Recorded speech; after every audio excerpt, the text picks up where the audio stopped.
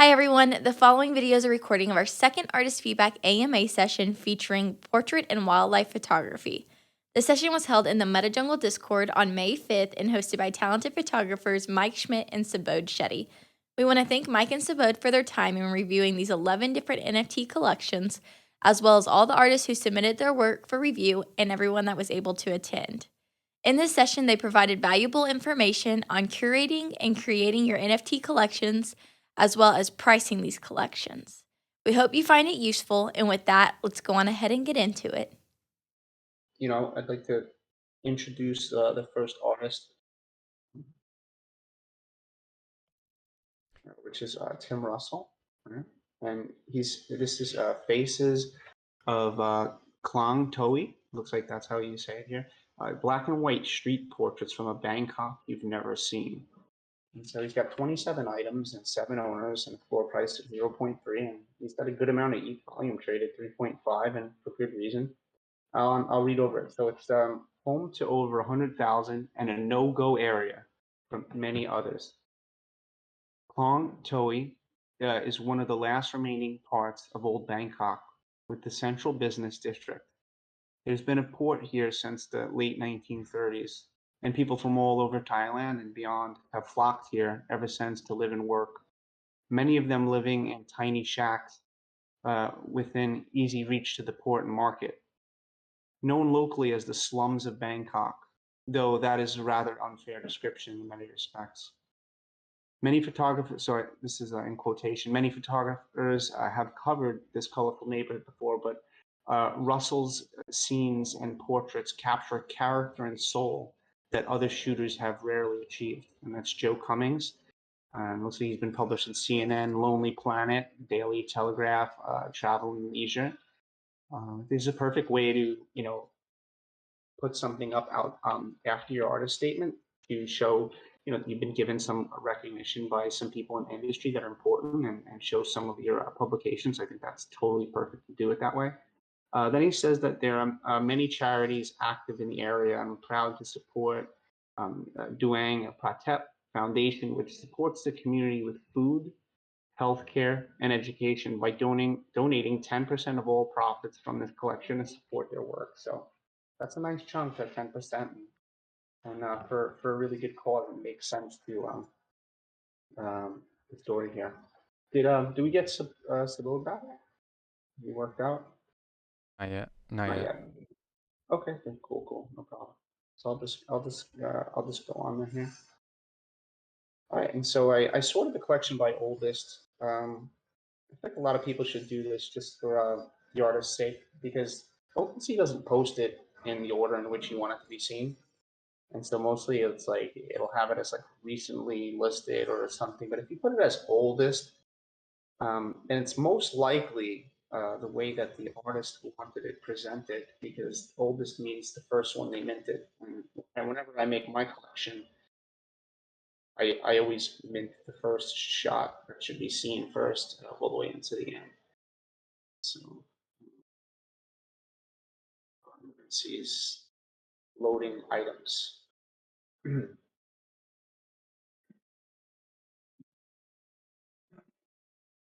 Anyway, I hope everyone's having a great Thursday today. Here we go. All right, so we got the photos loaded, and so just right off the bat, looking at this collection, it really just it pops, right? It's like really high contrast, black and white, really soulful portraits. I think that the gentleman who said, many photographers have tried to cover this colorful neighborhood before, but Russell's scenes portraits capture a character and soul. And so I think that's a big one, character and soul. And you look at this shot here, really intense and just like perfect use of black and white, and a really good time of day to use black and white. So I for one only really use black and white when it's really high contrast sunlight. So like in New York right now, it's 1 p.m. and sunny, and so there's a lot of super the shadows can be real dark and the highlights can be real bright, and you can sort of create this battle between darkness and light. It really works in this. Really cool. And Whale Shark Vault collected that one. Whale Shark, I remember he had a day where he posted and he bought, I don't know, he bought like 8 of these in one day. He really really liked the series. Trying to go back here. OpenCV is doing its thing today. I know my internet's great.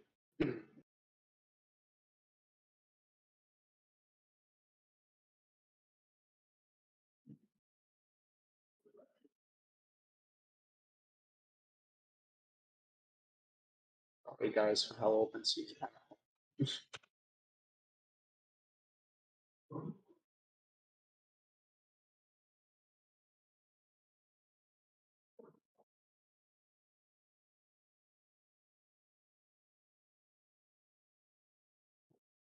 Anyone else having an issue with OpenCV? Like, doing maybe if you went into the AMA announcement and clicked on this this series, does it not come up for you? Faces of Clown Toy. Let me check it out. I say I just pulled it up about 15 minutes ago. I didn't have any issues, but No, I didn't have an issue 15 minutes ago. I mean, let's see if I go to Twitter, if my Twitter works, right? Yeah, so like my Twitter's perfect, right? So it's not my internet. Internal server error. Yeah. I'm having trouble pulling it up too. So in Actually, this I got case, it. you got it. I was gonna say, there we go. Now I was gonna say, I have a backup plan if it's OpenCV, then we'll just talk about one of these Silica projects first. Let OpenCV come back to its life. Yeah, so I mean, just like looking at it like right away, it's a really striking collection. Like this is beautiful. Back of the net.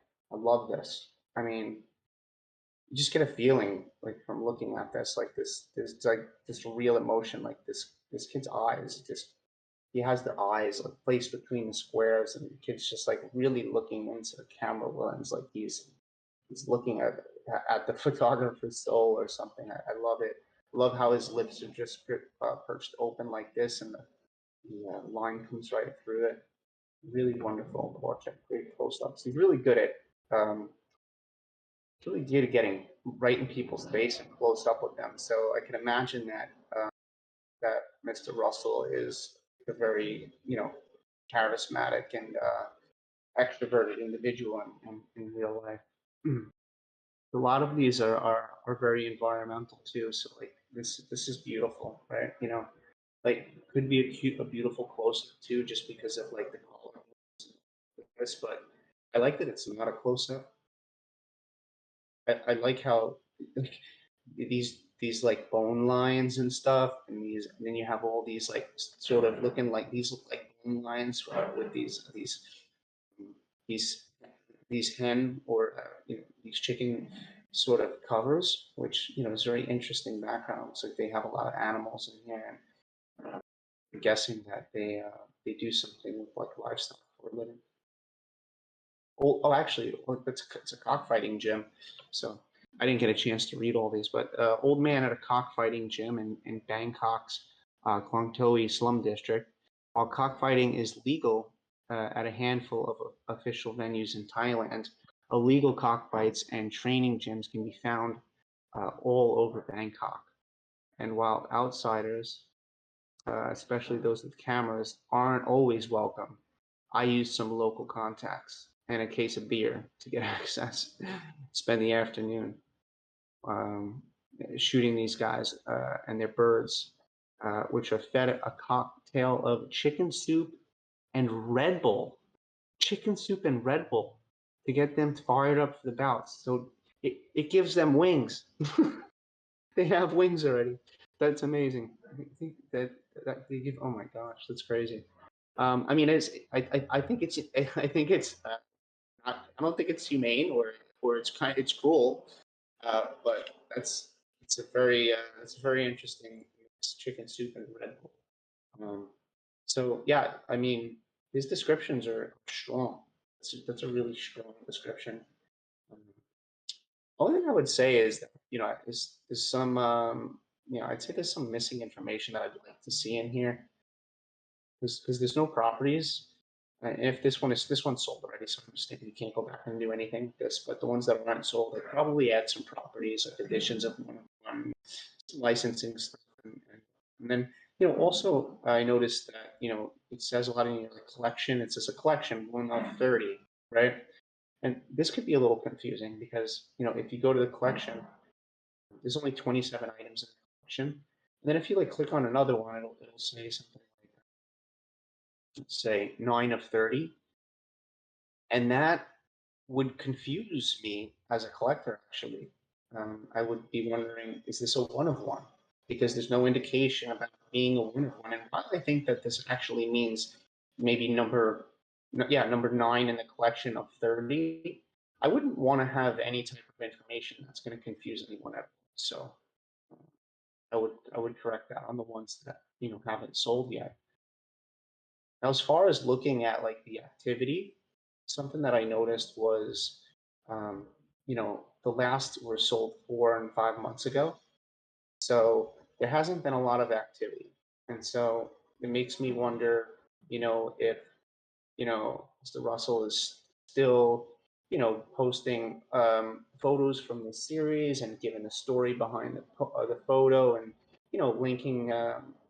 linking people to the OpenCV, or taking place in spaces and talking about this amazing story of these people from this specific area in Bangkok. I think it's really interesting. I think the photos are really powerful. And so when I see that the activity has slowed down a lot, I have to wonder about some of those things. Marketing wise, and I see him in the community a lot, so I know he's here. Um, and then I'd also say, something that I've learned recently is so if this is your collection, 27 or 30 or that whatever you have, um, I've sort of found a new strategy that I think works better, and it's maybe posting, maybe had posted 10, just right off the start. You could have had sold out the 10, and then once it's sold out, you can then add, tell your collectors and the space that you're only going to add the next round, and maybe give teasers for the next round during that time. That next round will come out after the first one sells out, and so what that does is um, makes it easier for your collection to sell out, and it has some anticipation for what's to come. So pricing wise, I think it's fair for the quality of work. Quality of work is really good.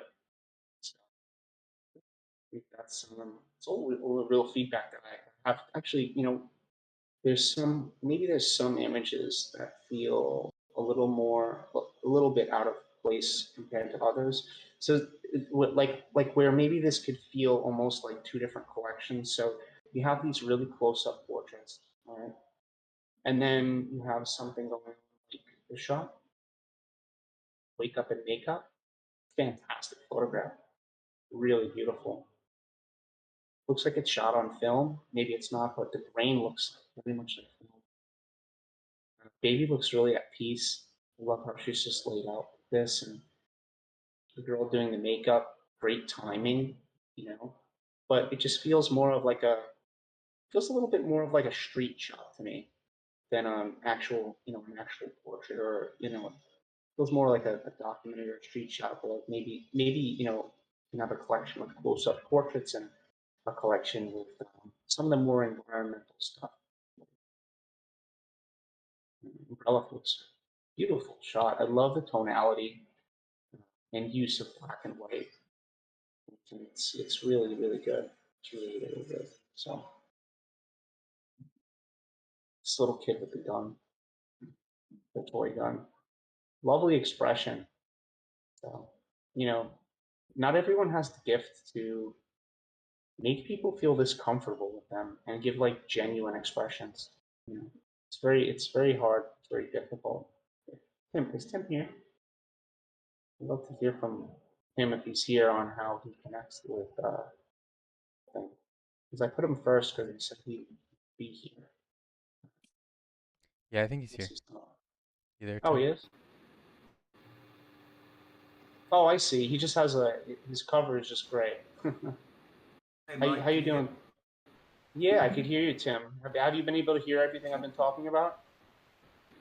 Yeah, it's been really interesting to listen to you. Firstly, thanks for all the nice comments. I've been sitting here with a big grin on my face through most of Oh, it. great.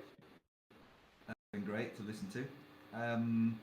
And yeah, there's some points that I probably wish I'd known. This is my first collection. I minted this in September last year. It's the very first collection I minted. So I kind of didn't really know what I was doing, and I would probably do a few things differently now as well. There's pictures I wouldn't have put in there. Like But they already sold? Did they already sell? Well, it's weird because there are. I understand why a couple of the pictures are sold, but there are actually quite a lot of my favourites in there that are still unsold. There's pictures that I thought would be the earliest ones to sell that haven't sold. Like you picked on the picture of the kid in the net, for example. I thought that would be one of the earliest ones. Oh yeah. To me, that's one of the strongest pieces for me. Where is the kid with the net? There he is. Yep. Yeah, I'm surprised that that one still hasn't sold actually. Yeah. I'm very surprised.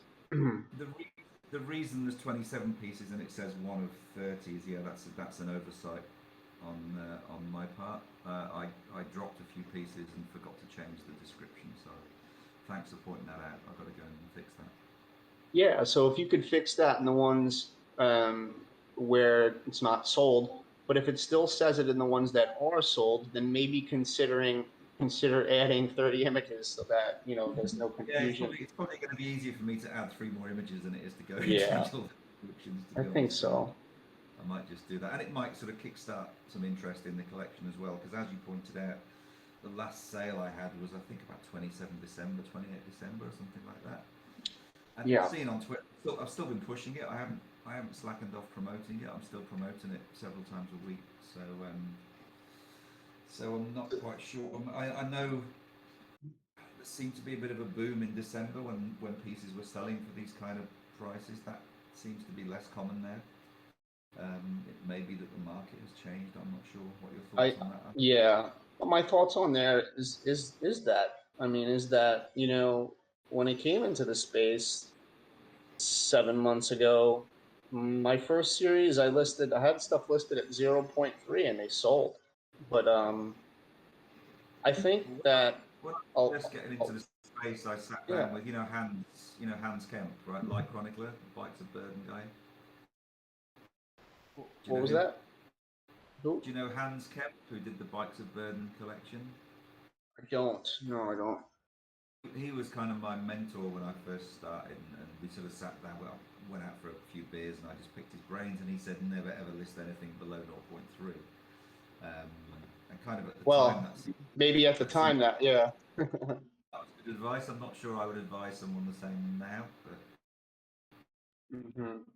I'm sorry, I'm having an issue with OpenCV right now. But that's fine because it's fine though, because what we're talking about, we don't even need to look at the photographs right now. So my question is like, I mean, for a lot of people, it's like it's quite terrifying. So, well, first of all, it's quite terrifying to get that up close and personal with a lot of people that you don't know, like and I shoot people. I get pretty close to them, right? Like if you've been following my Ferris days, I get quite close, but more of in like a fly on the wall kind of way, where is you're interacting with these people, right? And so what is it about you that's different from a lot of people that, aren't really able to do this? So, I'm guessing that, you kind of become part of the community to be able to do that. Is that true? There's probably a few reasons for it. I think the first one is, I mean, I go there a lot. I mean, I've probably been around there with my camera like, I don't know, 60 times, 70 times. So everyone sort of kind of recognizes me and probably just thinks I'm this sort of eccentric foreign guy walking around with a camera. And I'm friendly as well. I mean, I say hello to everybody. I speak a bit of Thai so I can have a chat to people as well. And I think generally when you're photographing people, I think if you're kind of open and honest about what you're doing and friendly about what you're doing, you're not hiding behind cars trying to sneak pictures of them. I think if you're very open with people, generally people are okay with it. I mean, particularly in this part of the world, Thais are very easygoing and friendly. They like being photographed. So we kind of have that advantage here anyway, in that it's kind of an unfair advantage because we live in a country where people love being photographed and they're generally very friendly. So I'd say that's part of it. But I'm quite a shy person. I'm not a sort of gregarious, outgoing extrovert person at all. And it's even now. I mean, I've been shooting there for 6-7 years, and still even now, going up to someone asking for a picture is still always a challenge for me, even now. Wow. Yeah. But I would rather ask for a photograph and be told to piss off and go away than get home and regret that I didn't ask and missed out on the picture. So that kind of fear of missing the picture is stronger than the fear of asking someone for a picture. Yeah, it's like that saying that's like it's better to ask for forgiveness later or something and just go for it, right? I don't know exactly how that one goes, Yeah, but sometimes I do just go for it because I know here in Bangkok I'm pretty much always going to be safe. Even if the person isn't happy, the worst I'll get is kind of someone waving a finger at me. It's I've never had anything worse than that. So yeah, interesting.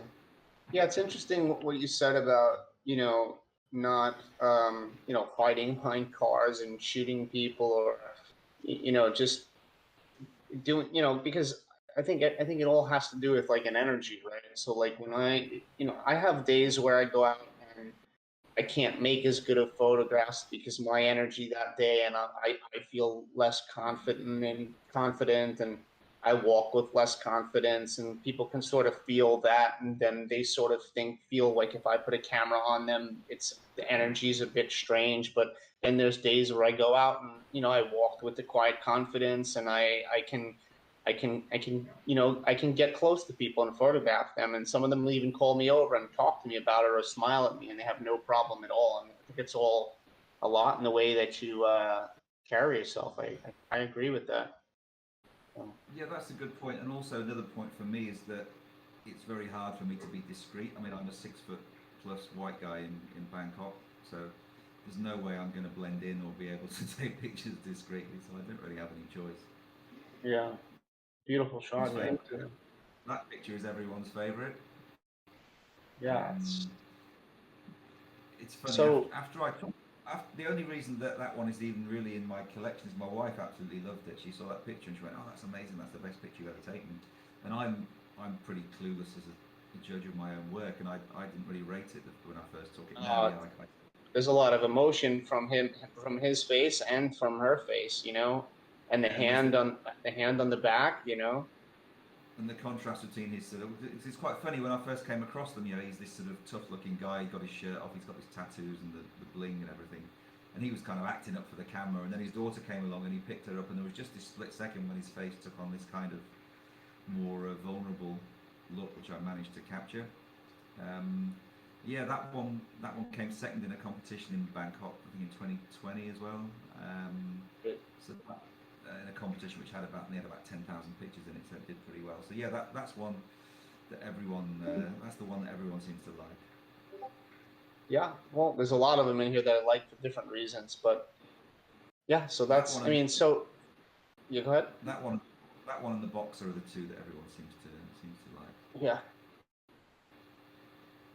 And so, is like when you're gonna click the shutter down, is it more of like a feeling, or is it more of like you see something, or is it, you know, I don't know if that's the greatest question, but you know, do you feel like, oh, something's happening right now, and then you click it, or is it just like, oh, that's a good expression, you click it, or just you shoot a lot of photos, or how do you go about it?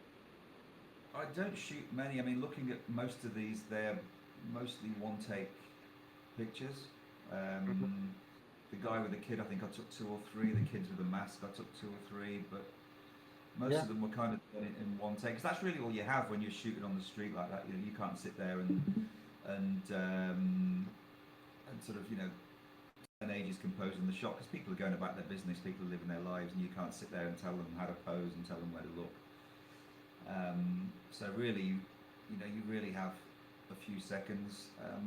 Often in Thailand, you'll find when you ask someone for a picture, they'll kind of stand very straight and they'll pose very formally, or they'll do the peace sign, which is common across Asia. Well, that's tough. Yeah. Yeah, what I do in that situation is I'll take a couple of pictures, I'll show them the picture on the screen of the camera, and then that sort of relaxes them, and that's when you start to get the better shots, once they're a little bit more relaxed. And they think you've finished shooting, and then they think you're just messing around having a laugh with them, and that's generally when you get better pictures. Yeah, the moments between moments when something happens, not like a fake moment sort of that they created by throwing up a peace sign or something like that. But I think people are just they just generally don't know what to do, and so they just do something that they've seen other people do, or they smile, or you know, not everyone is so comfortable with how they look, you know.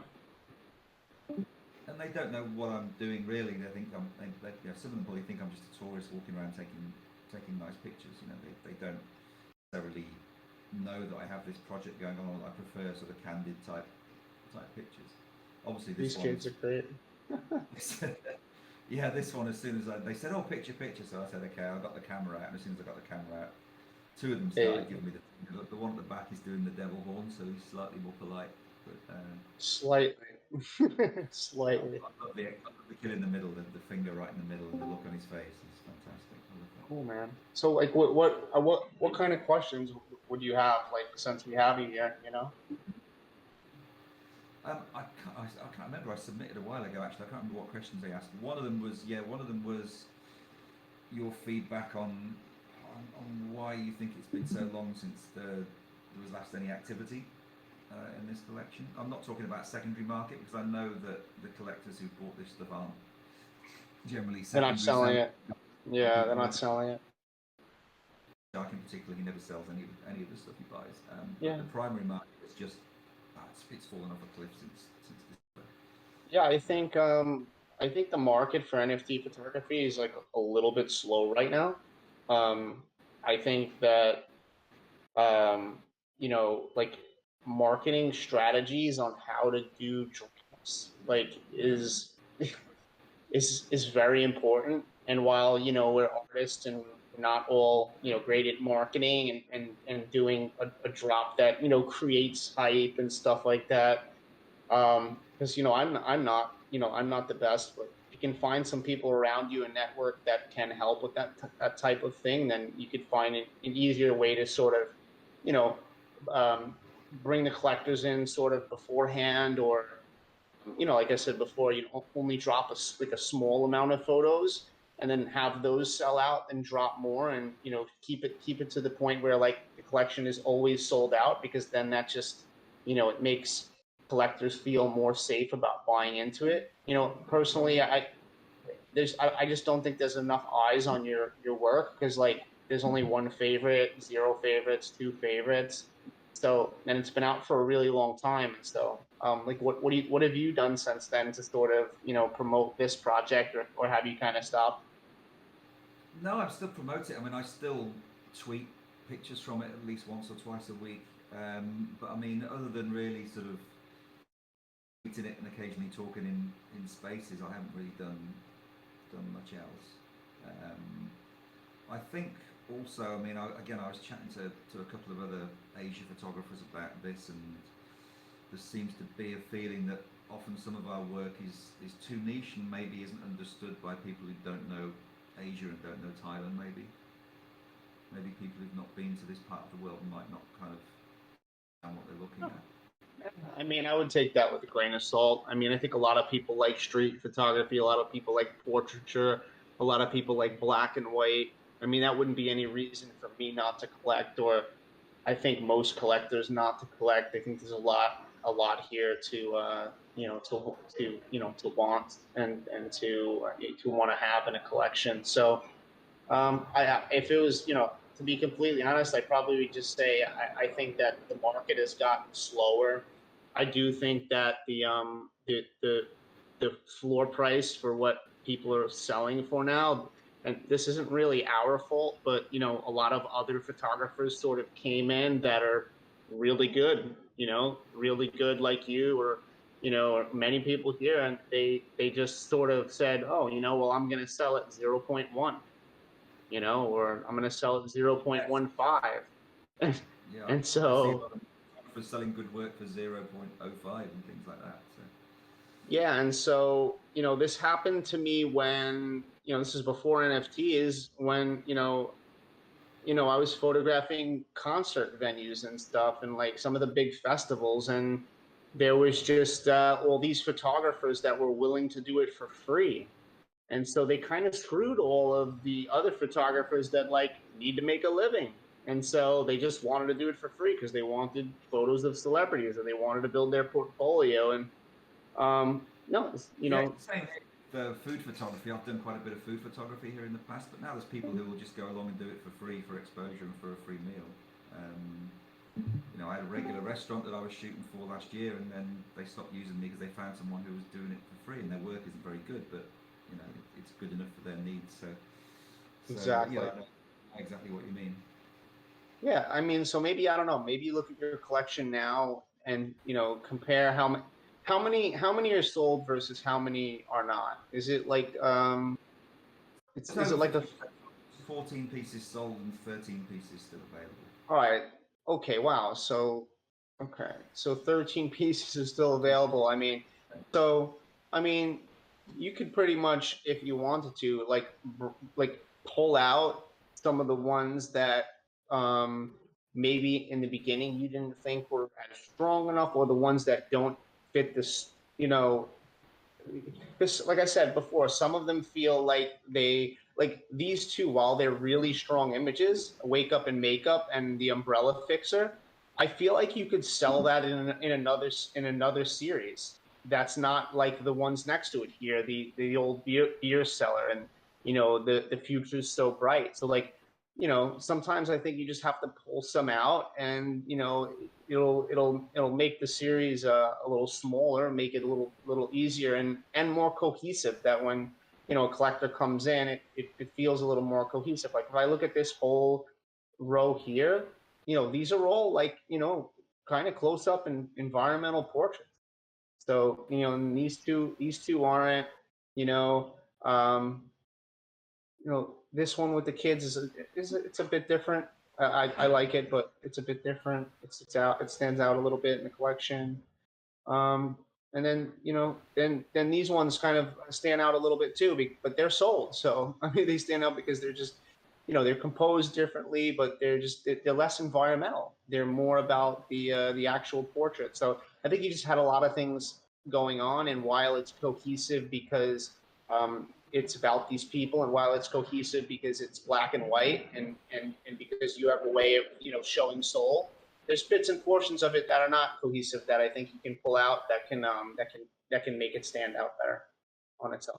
So that would be like my feedback. I think you're a great photographer. I wish I could do some of the things that you can do and get this close and with these type of people. So I think it's really great work. Good. Well, thanks for your feedback, Mike. I really appreciate it. Yeah, no problem. Thanks for being here to talk with me, Tim. I always appreciate it when people are here. I've been wanting to talk to you for ages, actually. So finally managed it. Awesome. I know it's late there, so why don't you get a good night's sleep? Yeah, it's coming up for 1 a.m. here, so I think it's about time for me to go to bed. But well worth staying up for. I love it. Thank you so much. All right, thanks, Mike. Thanks very much. Appreciate it. Cool. I wonder if my co-host has been able to fix their Or no, he's not here, huh? No, Sabode? unfortunately, he's having connection issues. We've tried everything we could think of, but yeah, it's Okay. not working out. So maybe he'll join later, but I'm not sure. Okay, cool. Well, somebody just joined or left, and it's not him. So, all right, cool. So we'll just kind of continue on. I was actually going to have Sabode speak a lot today. Interesting. Okay. So from this collection is from domesticity Oh, I to think he's here. You there, maybe, yeah, Sabode? maybe it'll work from now. He said all good now. Oh, Sabode, say something. Say hi. We miss you. First his he couldn't see the stream, and then he was able to view it, but then he had no audio. So you know, I'm not sure how it's gonna go, but we'll see if he gets on. But yeah, Sabode, if you're there, we can't hear you.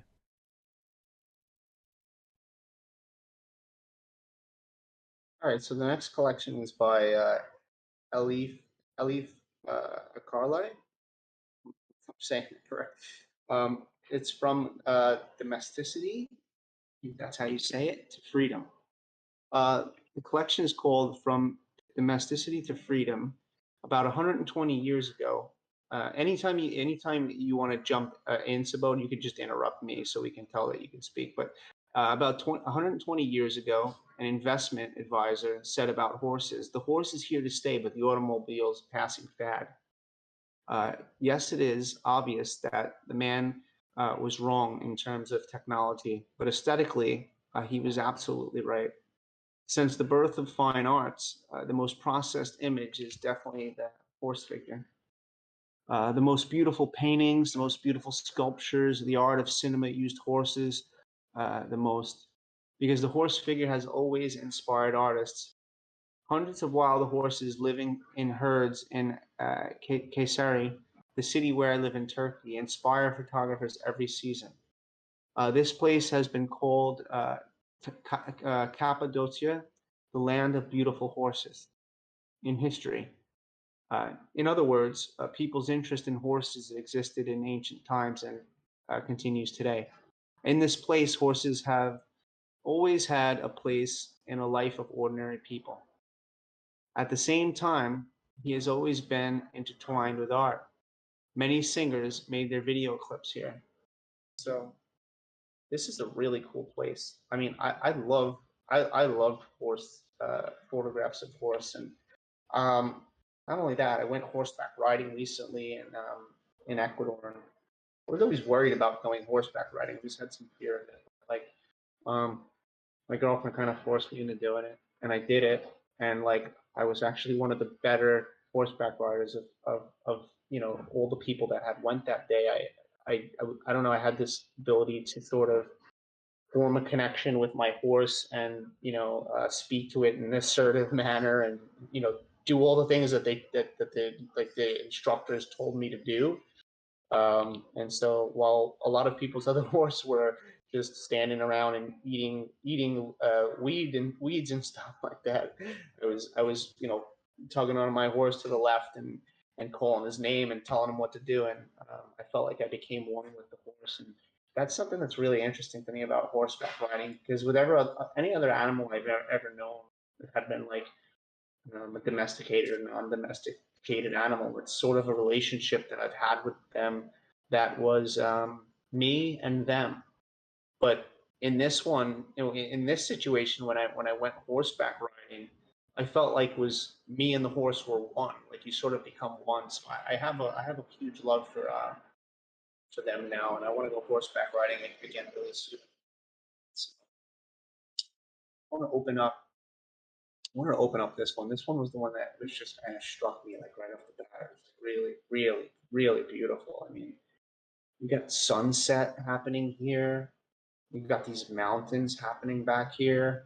The warm to the cold tonality, and then just the stance of these horses. Look at the legs. They don't even like overlap really. They don't even overlap. The necks are just intertwined. They're like looking at the photographer. this is just majestic and beautiful. I love this. It's my favorite one in the series. And it looks like they have, really thorough descriptions and the licensing. I love to see all the properties. So really good job on all that.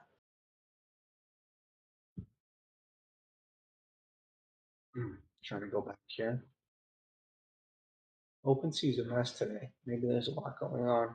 A lot of people are minting projects. That's what I was thinking. No idea. But yeah, I guess I'll be your co-host today, unless Sabode can figure his connection out. Cool, man. Cool.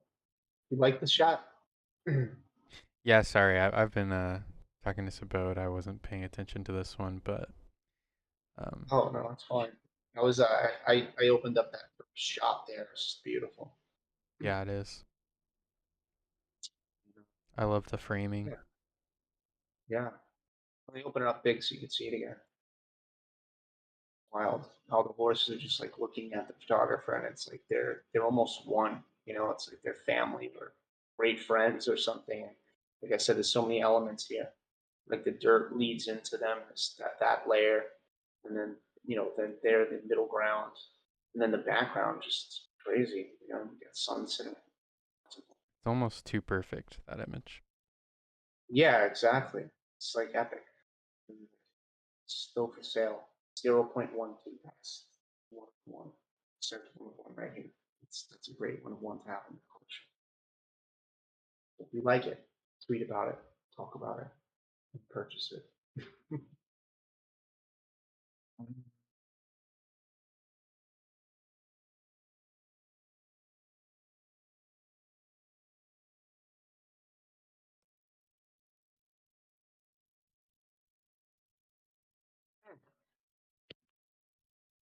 Oops, something went wrong.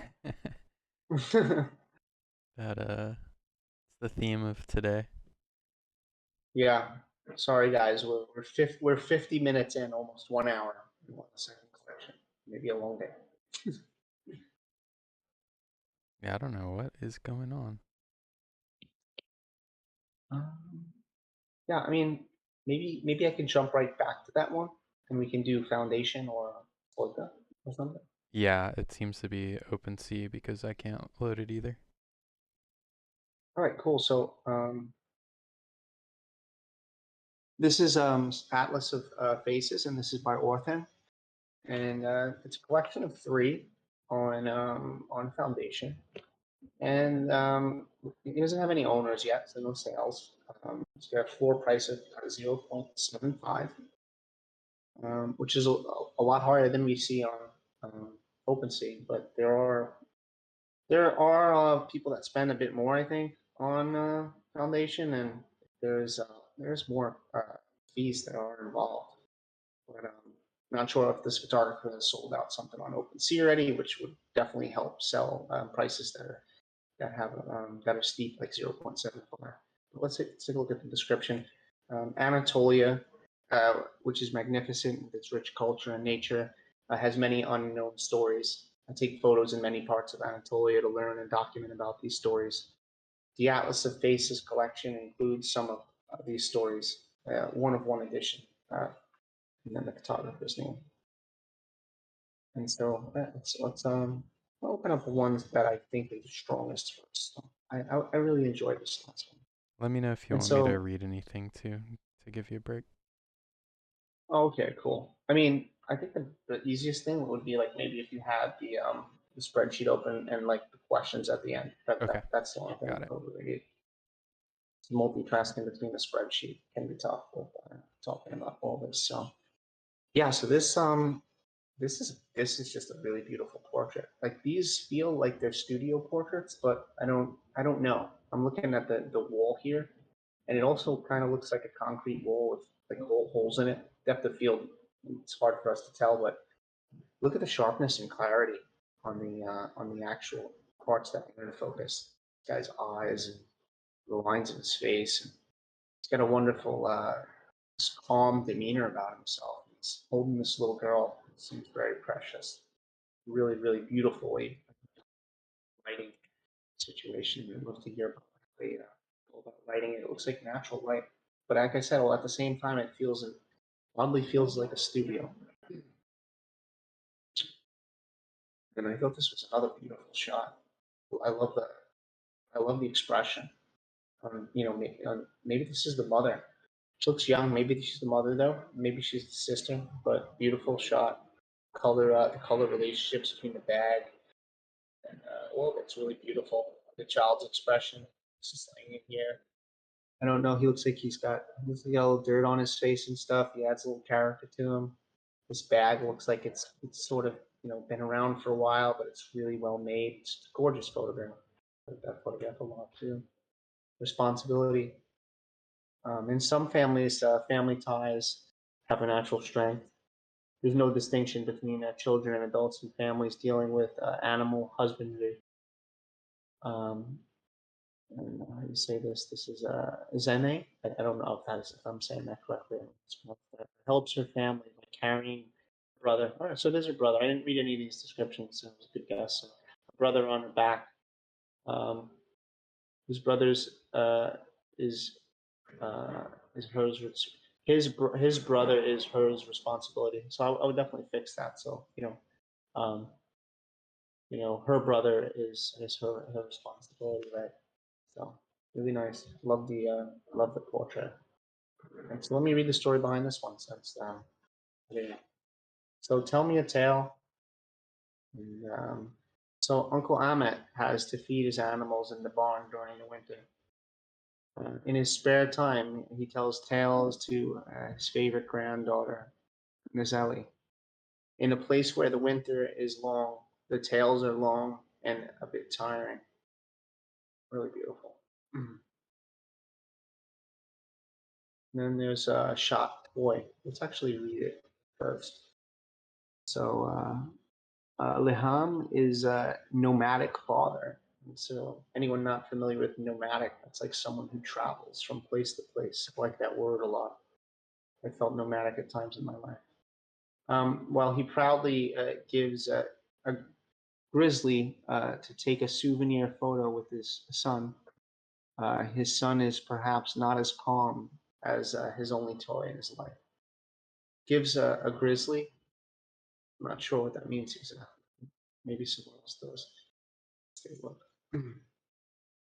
So I really enjoy the portrait of the actual father. I love his expression. Beautiful, the light. I love how the light's hitting the side of the face here. Obviously, we have light coming in from the right side, which is interesting because we got this dark area here. So it's interesting how it's being lit. I'm starting to feel like it's window light and these are concrete walls. The kid is out of focus, right? He doesn't have the same focus as the father. I wish he was actually in focus.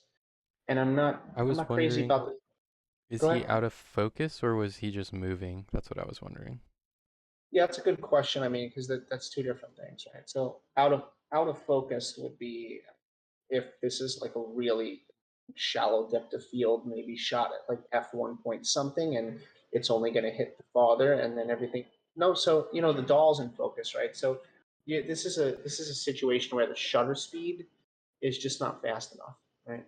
And sometimes it's intentional, but in this case, it doesn't seem intentional, and that's all I know. So I can only go by what it seems. And I don't necessarily think that this was the right moment exactly for me to catch it. So and the kid was probably tough. Kids are hard to work with. They're tough to work with. Sometimes they cry and they do all this, but probably would have been a little bit more patient with this and waited a bit longer and maybe moved them around a bit.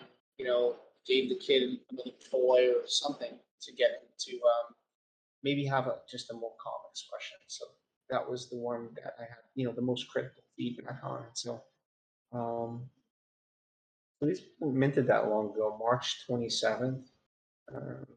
Yeah, that's About pretty recent. a month or so. So it's not like it's been sitting here for months. And sometimes when you price it, 0.75, things take patience and they take time to move. I've got stuff on foundation and it's moved. And, it's I don't know. It's an more odd platform for me to understand when things actually happen. Let's see. You're I like the picture you chose here for just this little image, but I would say the banner. I mean, I probably wouldn't have chose this portion of the banner. I probably would use something stronger. I might have chose, for the banner, the upper half of this. Maybe I can do a little screenshot or something that maybe I would have considered. Maybe something like that. More simple. It's like what I would have went with. But that's just me. My opinion. Only one opinion there.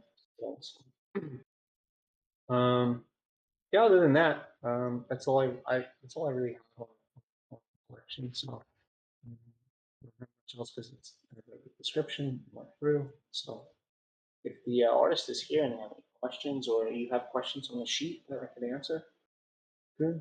That would be great. I didn't catch their Discord tag. Let me see. Yeah, and let me see. Oh, I think he is here. Orhan? Are you there, Orhan? If he's unmuted. Yeah, he's unmuted. Cool. So, I mean, hopefully he was able to hear me loud and clear. Haven't had any questions about any of the feedback that I gave, or if you had any questions just in general that maybe I didn't cover. We have the questions that he submitted. Okay, that's perfect then. What are the questions?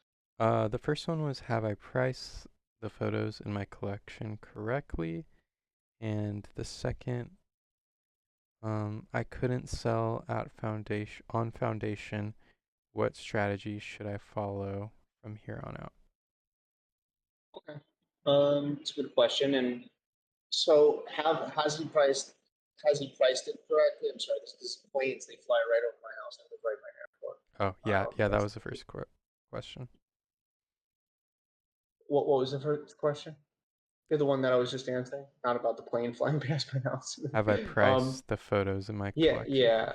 Yeah. So my answer would be like, if you have a sold out collection somewhere else already, and if you have a strong presence in the community, a large organic following, loyal collectors, then I think so. But I can't go back on all the history and see, the previous collections and stuff like that. But if that's the case and you have sold out collections and stuff and you reach a price point in the community, then I think it's okay. I don't know. I have some stuff listed on Foundation for like 0.4, 0.45, and my Foundation is lagged for just like months. And I even had a pinned tweet that had like 320 retweets from people from that collection that supposedly really liked the collection, but I had never sold anything. So yeah, it's hard for me to answer Foundation questions like that. Foundation's just one that's harder for me to sort of get my own grip on. So that's why I'm really hoping to get super rare, because it's a place for one of ones where I wanted to be able to post just one of ones outside of the collection. What was the other question they had? Yeah, the other one is basically he hasn't sold any yet. What strategy should he follow from here on out? Cool. Well, I thought about burning my collection actually on Foundation. So I can only tell you what I thought about doing with my own. It's gone through the same issue. I thought about burning. Well, it's gas money to burn. I think each image probably. I have to do each image. It'd be nice if you could just burn. Say I want to burn this whole series. I thought about doing that. I'm not telling you what to do, just because I didn't want open collections that were just sitting and not doing anything. And then, I can't use those images anywhere else, because they're minted to the blockchain. So I can't sell those on OpenCV or Super Rare. If I get accepted there, it's on there. So I don't know the strategies that I would use. I'd probably take this photo. I think it's the strongest, and I'd probably make a post on Twitter about it. Tell a strong story about it, and tell that it's available on OpenSea, and see if you can get some eyes on it. Maybe go into the spaces, talk about your work and your journey, and what it means to photograph these people and stuff like that. So that's going to be my answer. And then he did have one more question, and Sure. I may even be able to answer it, but it was, should I add new photos to my collection without selling?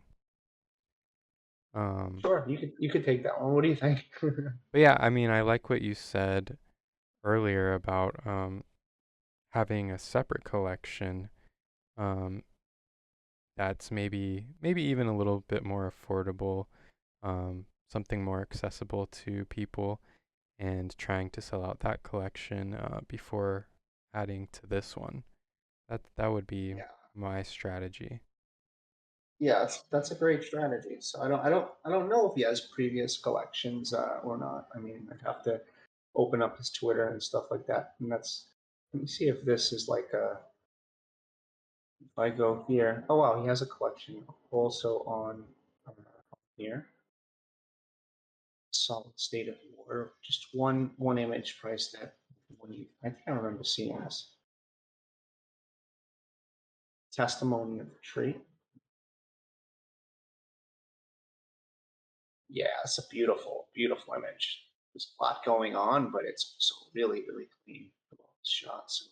So he doesn't have it. He doesn't have it sold. It's 3 months. And that one was in February.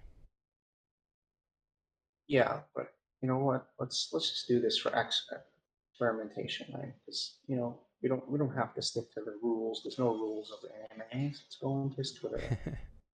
And let's try to. Oh, he has an OpenSea.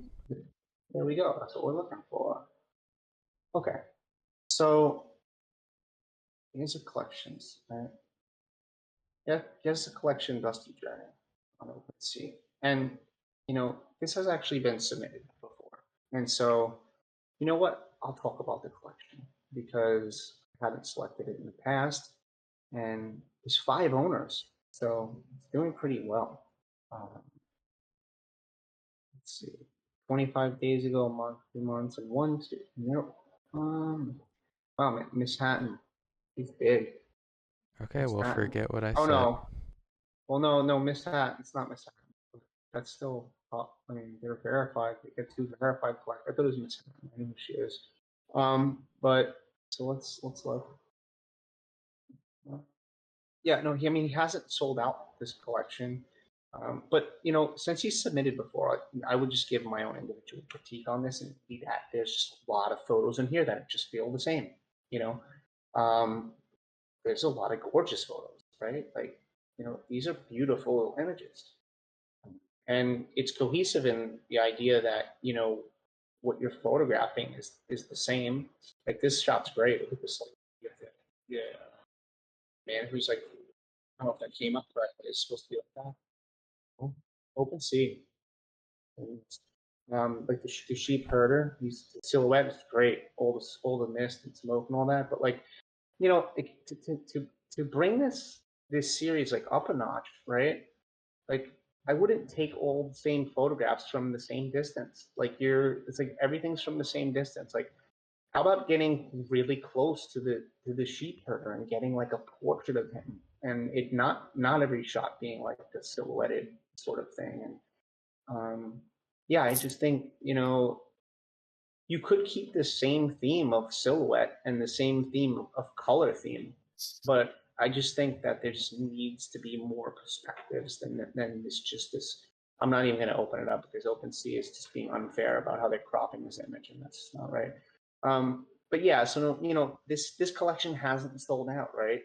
And it's 0.15, and you kind of went 7x on your price almost. Like, you raised your price by like 7x when you went to foundation. So definitely is steep. I don't like telling people like what price to use and stuff like that. But if if you're gonna ask someone, I have to be honest. The price is quite steep for not selling out an initial collection, and yeah, so like that's all I have. That's all I have for this one. I agree 100% with all of that. Cool. Great feedback. Thanks for co-hosting. Co-host. Cool. So OpenSea is opening. OpenSea is working a little bit again. So I already read the description behind this, from domesticity to freedom. And we've looked at a couple of the images. This image is quite beautiful. We'll open this up. Open up a couple of other ones that are my favorites. This one in the dust. Beautiful shot. These are like so, I don't know, they feel like a dream. This doesn't look real. They don't even look real. That's just like what atmosphere can do for photographs. And I love all the ears. I love all the ears just coming up. Ears. Just I love how this little horse, he looks so different from the big guy. And this one horse here is sort of his own. He's got his own thing happening. He's got his own character with the white. Beautiful shot. The shot looks so cinematic. It's wild, like it's like surreal. It's a dream. I love these photographs. What else did I favorite this one. Pretty wild too. They're all running forward. Got the shadows in the front. I think a deeper contrast on this, or like in Lightroom, there's something for blacks. I think bringing the blacks down, which actually makes the black parts of the image more dark, actually might make this a stronger image. It feels like it's a little bit hazy. Maybe it's meant to be that way. What else is nice? They're all quite beautiful, and they're all. It's got really good descriptions. And easy to see that 300 dpi, dimensions, where it's at. It's a beautiful shot too. I love just I love their hair, just in the wind. Feels like these two horse, they have them a moment of solitude. Looks like they're looking out at their hopes and dreams, and like human beings would. Really gorgeous image too. So, yeah, I really like this collection, and it's got a great floor price, 0.12. I mean, if it was up to me, I would pick this. I'd pick that one up. I'd pick this one. Those would probably be my buys. Because I think everything in here looks great, but those would be the ones that I would. It's really stood out to me. You get there are questions? Oh, sorry. Let me bring that one. 1 second. No problem. No rush. Just one. Hey, Goon, while you're getting that loaded, we might see if Sabode can speak yet. He said that he's having better luck with the audio and hearing, so I told him to try speaking to see if we can hear him. Something.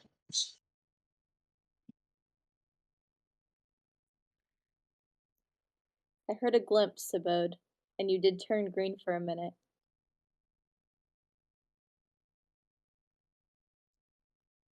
I wonder what it is. What type of troubleshooting do you go through when there's an issue like this? So it could be his internet.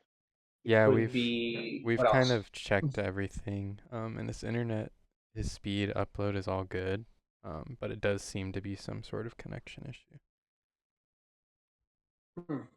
Interesting. And we can't hear him if we can't bring his voice in and hear it from somewhere else, and we'll open Discord. No, I don't think so. Yeah, thought about that, but I don't know how that works. All right, well, it's cool. I mean, keep trying, I guess. But move on to the collection. And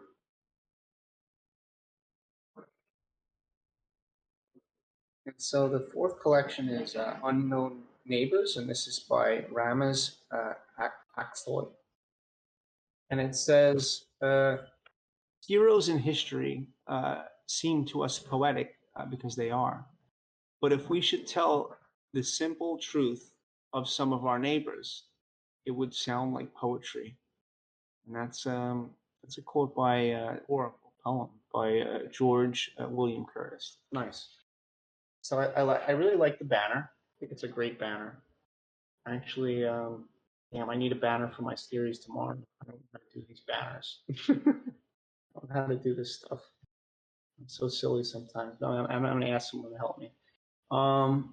And then it says unknown neighbors here. This is cool. This looks very clean. I think you can do it in Good. Photoshop, right? Yeah, I'm not really that Photoshop savvy. I think I'm gonna go to like one of those app, like look at what the dimensions it's supposed to be for the banner, and then like go to like one of those apps.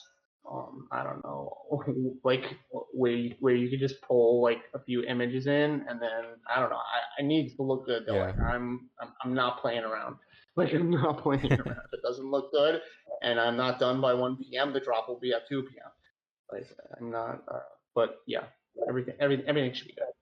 Anyway, yeah, hi.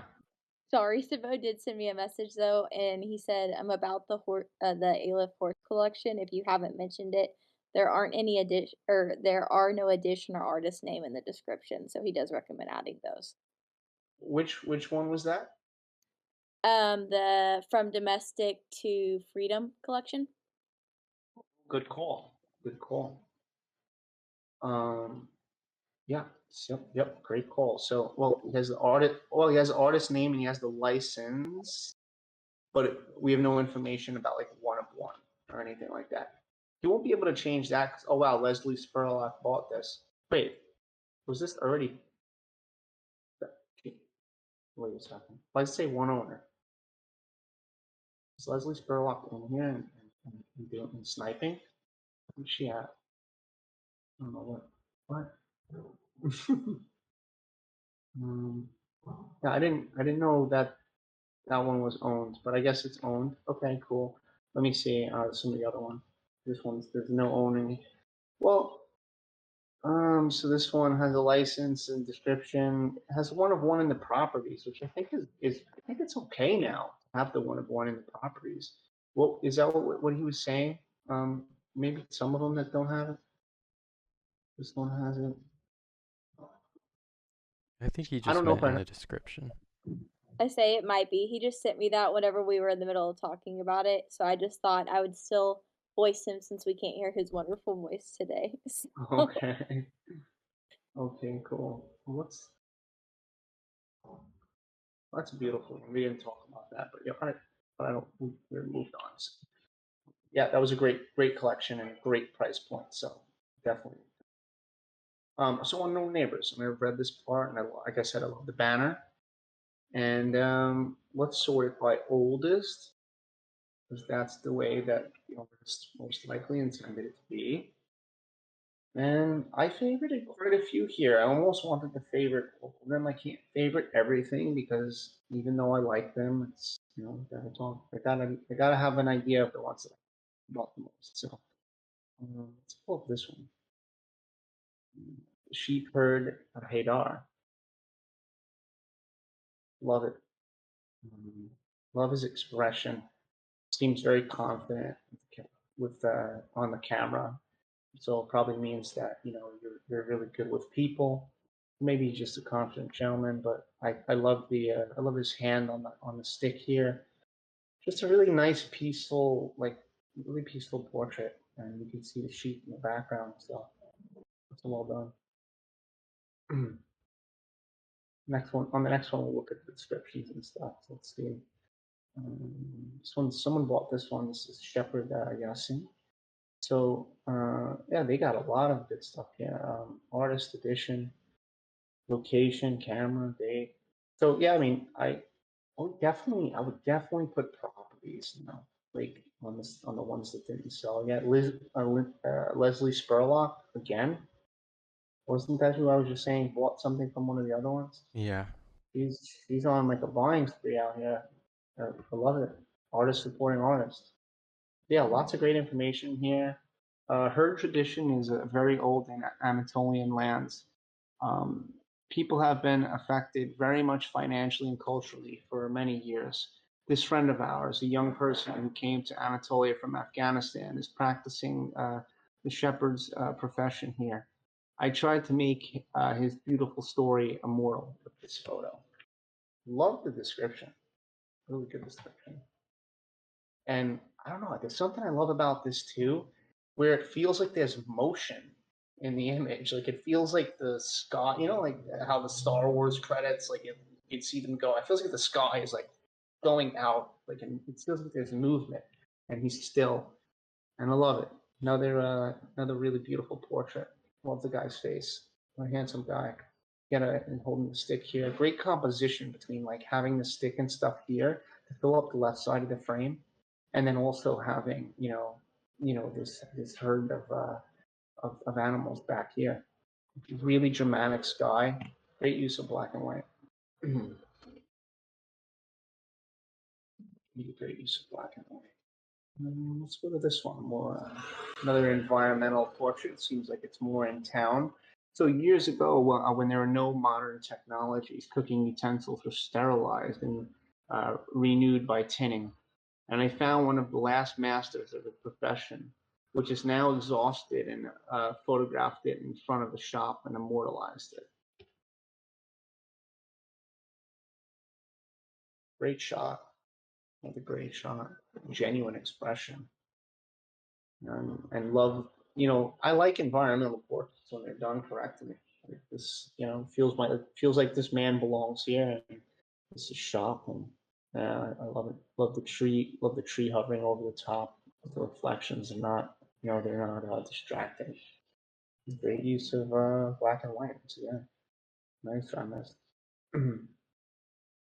This one, love this shot, man, on the street. One day, a man I saw on the street impressed me. His face was very charismatic, so I took this photo to immortalize him in the street where he lived. I mean, the word immortalize is great. I just probably wouldn't use it in every description, but I definitely like that word. And I love this portrait too. Yeah, love the way you make these compositions where my eye wants to run right to his face. I want to see his hands and feet and stuff here. But then my eye wants to go the frame and all around and all this geometry and all that stuff. It's great. Like, yeah, I think it's make some cool, daring compositions that I admire. So yeah, like.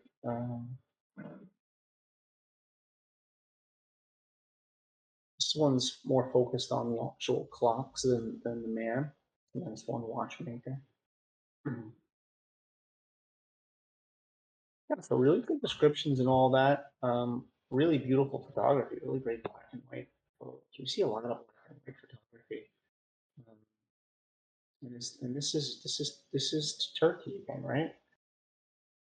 Yeah, Turkey. We see a lot of great black and white photography coming out of Turkey. Do you have the questions pulled up? Yes, I do. Sweet. The first question, I'm not sure what exactly he means, but it says, how did you find the story? So I'm guessing he means, did you find the story? I think he's asking like, how do I find the story? Like, how is the story of the unknown neighbors? It's not truly described in your artist statement. You did give us a nice little like piece of poetry, but you could probably do your own nice description and then the piece of poetry. But overall, I can feel like a story of of these people and where they're from, and got an idea of what they do because you have it in descriptions. One day, a man I saw on the street impressed me. His face was very charismatic, so I took this photo to immortalize him in the street where he lived. Once again, use the word immortalize. I probably use it less, but no, I think I think I like the story. I think I think the photos are very cohesive. Yeah. I think it's kind of about these unknown neighbors or these neighbors that you don't know. Mm-hmm. and kind of And capturing their story. yeah, and like their different professions, like what they do, or these ones are kind of like street ones about how we met these ones in the street. Yeah, I dig the story. I just think you can have more of like a main description. That's it. Um, and so, what was the other question? How is my pricing? Pricing great, Yeah, 0.13. great price. Yeah. Mm-hmm. Um, That's is it. is there any Oh, obvious mistakes I have made? um, you know, I I like I like that you've done some of these titles: Tin Master, Saddle Master, Watchmaker. I, and then you went Man in the Street 1, Man in the Street 2, Man in the Street 3. Maybe you could have used like maybe a bit more of a compelling title instead of doing that 3 times. I don't really think you made any mistakes other than like you're other than hold on. Yeah, I think you can have a better description. Of course, I like that line in that poetry, but it's from someone else. Resonated with you, but it's not from you. I'd like to more hear a little bit more from you. And Yeah, agreed. um, you know, the activity 17 days ago, Leslie purchased it. So I actually um, like when artists don't number their collection. Sometimes I don't really care for that. I'd rather have titles. yeah, that's what I'm doing with mine. So if you take a look, like in tranquility. So, and it's just like it's just gonna mint it, and people will be able to buy it 10 times since it's an edition of 10. But there's no yeah. Yeah, I'm I not like I'm that. not number it. I'm not numbering it 1, 2, 3, 4. I'm doing more of like apparition, the yellow seat when you see it, Captain of the New House, Another Kiss, drifting. So I use Solitary Days. That's kind of one from my other collections named stuff like that. So glad you brought that up. All right, cool. So we can move on to the next collection, I think. Mm-hmm. So you see, I'm just looking here for.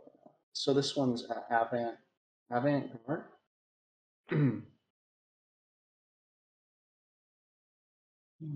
And this one is by, let's see, artist Retina Vision. It's an artist. Retina. Oh no, I'm sorry. It says it right here. Akanaksha. So, as the name suggests, avant-garde stands for new and experimental ideas and methods in art, music, and literature. I've tried to inculate this thought into my photographs. Avant-garde is a collection of 6 one-of-one experimental self-portraits. The viewer may have a different perspective and feeling than what I have, which is absolutely fine and the whole purpose of an experimental shoot.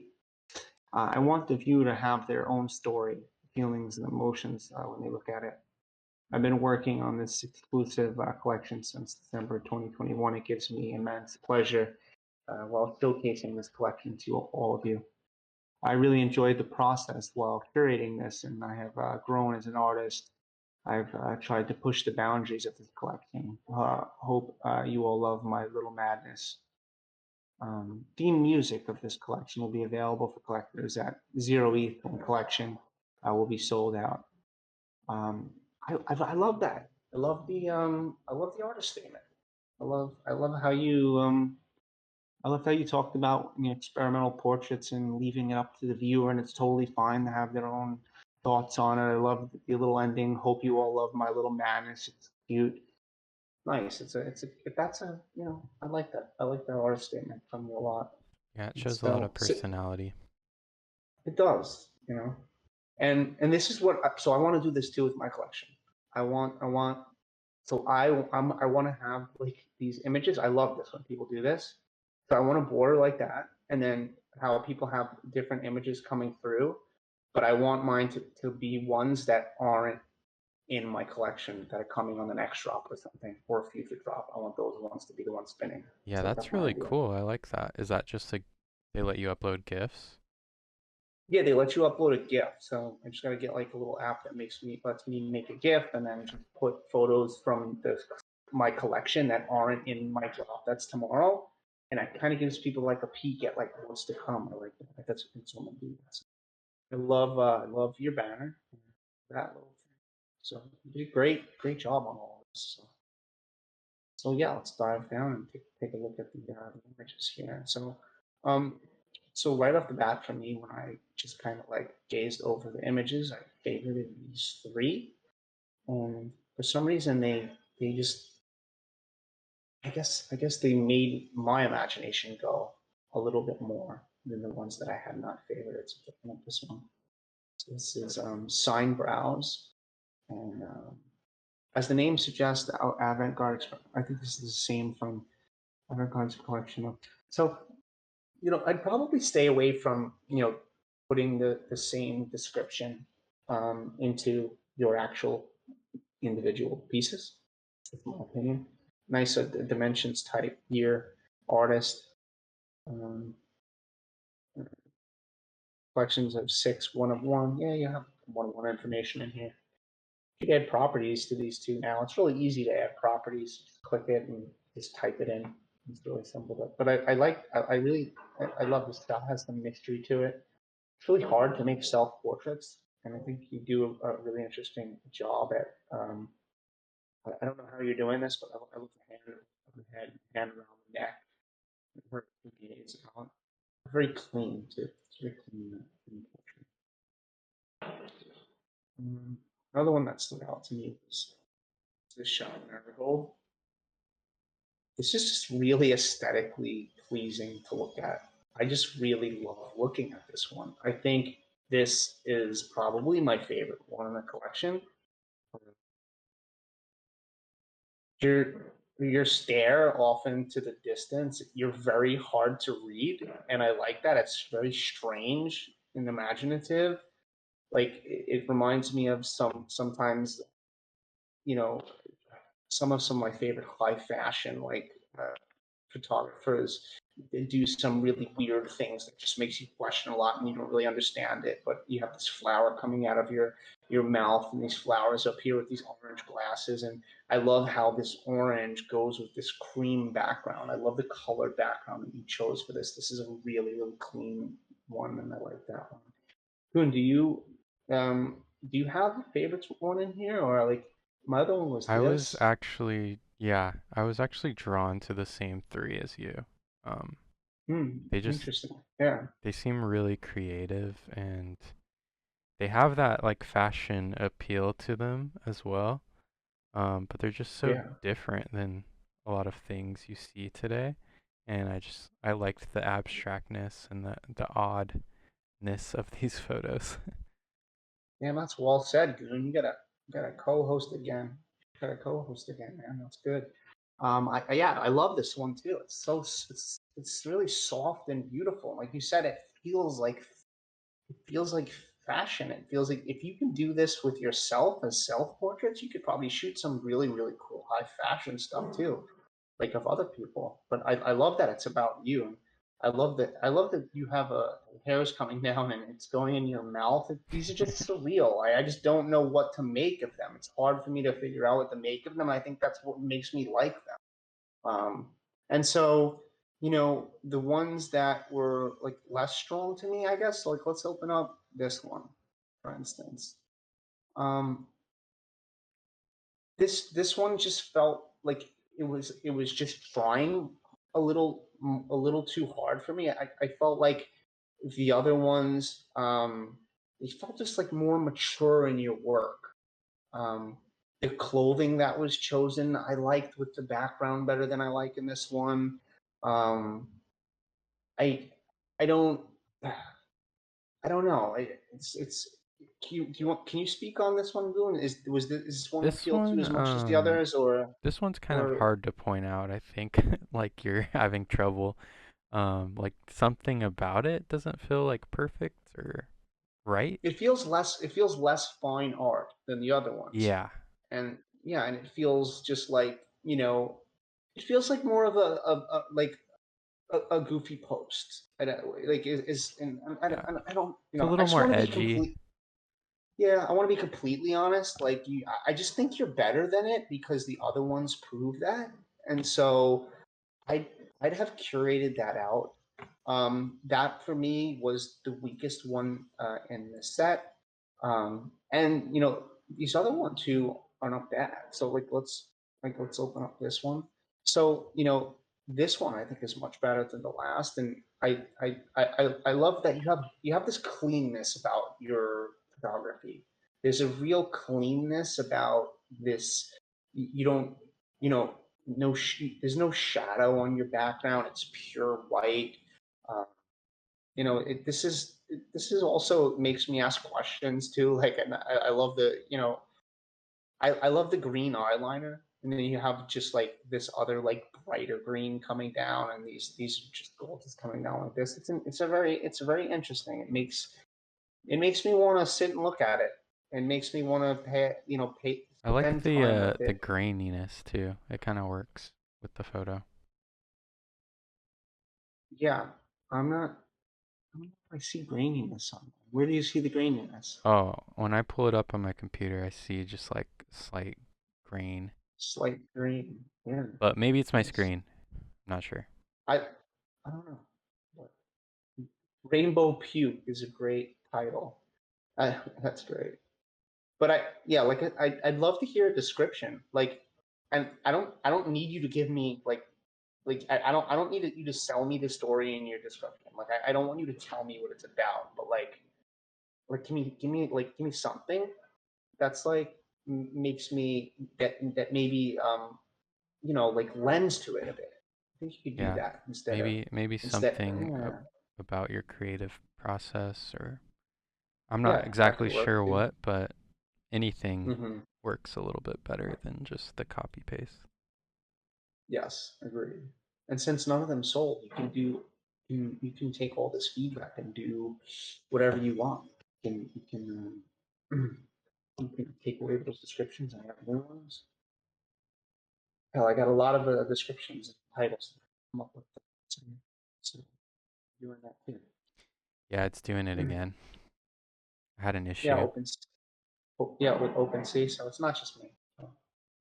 Um, well, since we're back on it, so let's jump to the questions. Yep. The first question was, would love feedback on descriptions and naming, Yeah. So which we kind of yeah, I think. touched on. I do like the titles actually. Well, I can't see them again. Here's this OpenC The thing. ones you like, the marigold was the flower one. Oh, even I like the Rainbow Yeah, Puke title too. good titles actually. Um, yeah, love the titles of the pieces. Just would like something in the description, whether or not you want to give us like one line of your own poetry or just something. Just feed us with something. That would be nice. Um, what was the other question? Other question is general feedback. If no, if one of, if no, I'm sorry, hold on, it's worded a little weird. If no of pieces are fine, any additional things which need to be done? Is pricing okay? Is my motive coming across clearly? So general feedback, basically, which we've kind of touched on. Um, I mean, is your motive coming across clearly? I mean, I think your motive is to be experimental, and so I think the ones that we talked about that we liked felt very experimental. Where the Bridget one didn't feel as experimental to me.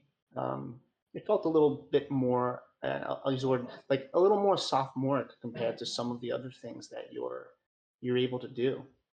And so I mean, I think just um, shoot more, and like come up with more ideas. This marigold is great. Raven, you know, like I think those are the two strongest. A raven with the hair in the mouth and marigold. Yeah, sometimes like less is more, and I think you did it. I think you did it in those. So that's my feed. I mean, 0.25. Yeah, I mean, I think it's a fair price for a self-portraiture. It's difficult. Some of the ones feel like foreign art. It's fair. I mean, I think yeah, anything between 0.1 and 0.25 is kind of like the feels like 0.25 is actually the high end right now on OpenSea. Unfortunately, it's just me being honest, but yeah. So I don't know whether or not you drop your price and you have a better luck, but it's when were these minted? Let's see. Oh my bad.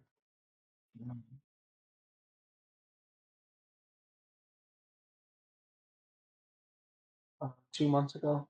So yeah, I don't know. I don't know your activity too much within the community or what you do to get your eyes. I mean, get people's eyes on your collection, but you know, you could obviously do some of the you can do some of the obvious things that we talk about. Talking about a photograph, posting on your Twitter that photograph, and giving some honesty behind your process and where you like photography and where you like to do self-portraiture and be experimental and give a link to the work and um, make sure that your work's in your pinned tweet and maybe talk in spaces. I feel like I say the same thing sort of over and over again. But these are the things, get involved in communities that like, like this, like you apply for AMA. So this is certainly a start to getting eyes on your work. So I think we got a lot of interesting stuff here. And I think that I want to see more. Like I want to see you push boundaries more, like with Marigold and Raven one. I want to see, yeah, I want to see more of this work. I think you're onto something that's really good. So Agreed. if that was the only questions, then probably move on. Yep. Cool.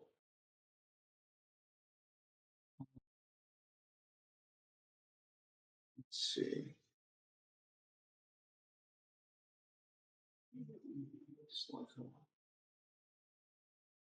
Let me go into the wild and take away the 7 here. All right, this is Into the Wild by Sanjin. So about Masai Mara, trip that was a dream for years that finally came true. Not sure if I have the right words to explain how precious the visit was. Photography aside, visiting Masai Mara is one of the most humbling travel experiences I've had, and the journey was a homecoming in more ways than one. Mornings of Mara, blissful, serene, and insanely spiritual. We used to start our day at 5:30 a.m., like a few minutes drive. Oh, like yeah, a few minutes drive, and we were surrounded by beautiful wilderness and growls of lions mixed with occasional grumbles of aged land cruisers and the chorus of gorgeous noise of our camera shutters. I'm loving this starter statement. It's making me feel like I want to be there. It makes me feel like I'm there. But it's a story of a 7-day escape, known as a quintessential paradise for the world's finest wildlife that took me to another level of consciousness while keeping me away from the urban tech world and its crowd. I felt like life gave me a small pause to experience and realize how beautiful Mother Nature is, which can't be compared and explained in words. Then he talks about the collection and what it consists of, but I would say that this is a model artist statement, like perfect. Like you're not giving away too much. I feel like he brought us to Masai Mara, if that's how you say it. I felt like I want to be. I want to go there. So here's like a banner here. Jesus, like these images are fine art, stunning wildlife. So series is 22 and available is 12. It's almost half sold out, and the prices are 0.5. He's getting half of an ETH, and these pictures are certainly worth it. 0.3. This one's not picked up yet. Freaking gorgeous. Someone is gonna pick these up. All right, let's look. I'm just gonna look through all of them. Maybe I won't even talk. We can just look through them. 22 images. So let's just take it in. You know what? Let's do what was better? I don't know. Normally I like night mode. I don't know. I think I like How do white you feel? mode for this one. I think white's better for some reason. Yeah. Yeah, the more But contrast. then I want to see them bigger, and I think it automatically puts it into the night mode. So would we rather see them a little? Let's see them a little smaller in white.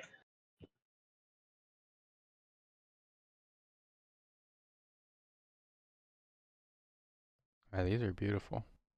Yeah, geez, like these are humblingly good. And you know, you don't see this often in black and white either. Look at that shot.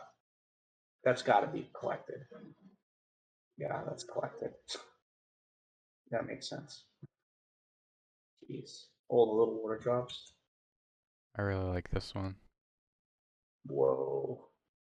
And look at glare. his eyes. Look at the gaze of the looking at the camera. Like, yeah, this is what I do. Like, this is what I do. The survival. More large descriptions. Great. They look great. This is one of my favorites. I don't know what about it. It's so beautiful. I don't see elephant photos that are just. Very It's just majestic black looking. and white charcoal painting. Just beautiful fine art. Wow.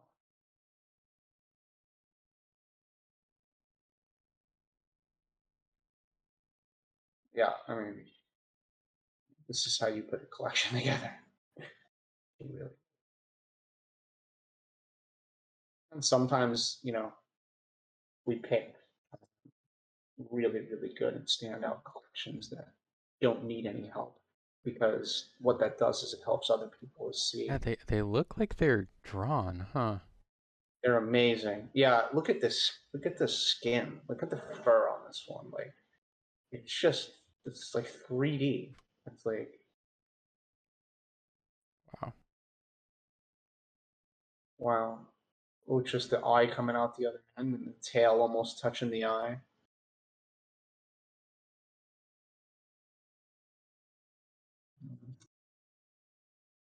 Wow. Yep, figured that one was collected. Unavailable. I don't know what that means. Not available.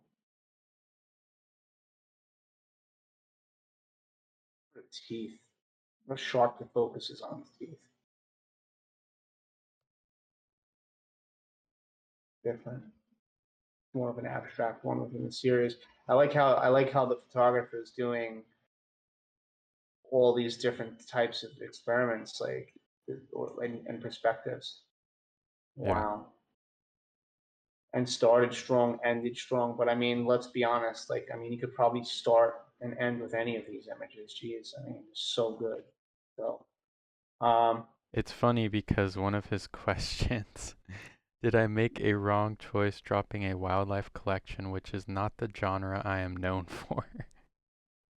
Jesus, I don't even want to look at the genre that it's known for, because maybe I'll throw my camera out the window. Yeah. I think that's my answer. This shot is so beautiful. I love this one so much.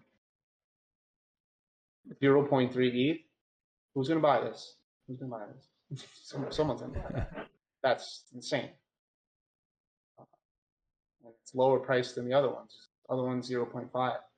So yeah, so you know, Sloika is great to look through images. I mean, imagine if it was that easy to look through and see, like, this click Yeah. through. It See actually the next loads. image. It loads. Dark mode, light mode, big mode. We got like these shares here, Facebook and what is that? I forgot what that one is again. And Twitter and all that stuff. Properties, right? Extended editorial. He's got style. He's got all the properties. You got the licensing right in there. Yep. Yeah, Sloiker's killer. I mean, had I not been doing such an innovative and experimental thing that I am doing, I'd go with Sloika on my collection. But it's just so many images. It's so many additions. I don't know how it would work, but I'm sure it would. His other question was about pricing. Yeah.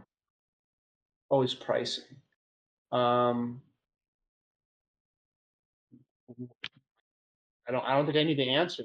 Half of the series is sold out at 0.5 and 0.3.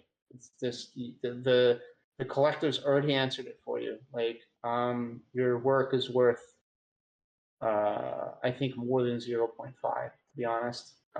Like if you applied for super rare and posted something like this, I think it'd sell for 12 ETH. I don't know. I think pricing's great.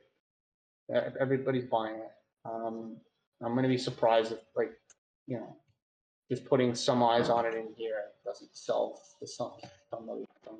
Yeah, is there any other questions? Because if not, this person doesn't really need any help. This is just kind of like a model example of how to put together a there's no other questions.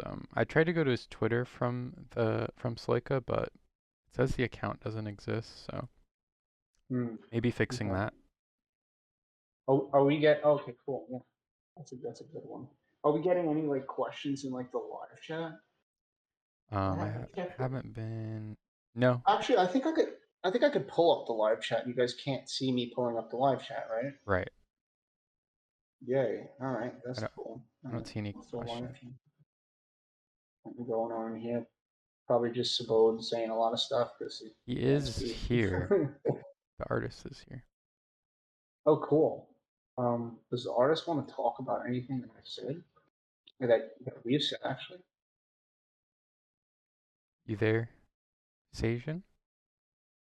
Sajan? I don't know how to say his name. Hi. Can you hear me? Hey, yeah. What's up? Hey, how are you doing, man? Better now that I found your series. I love it. Yeah, okay. I have a small correction over here. It's not sold out all that that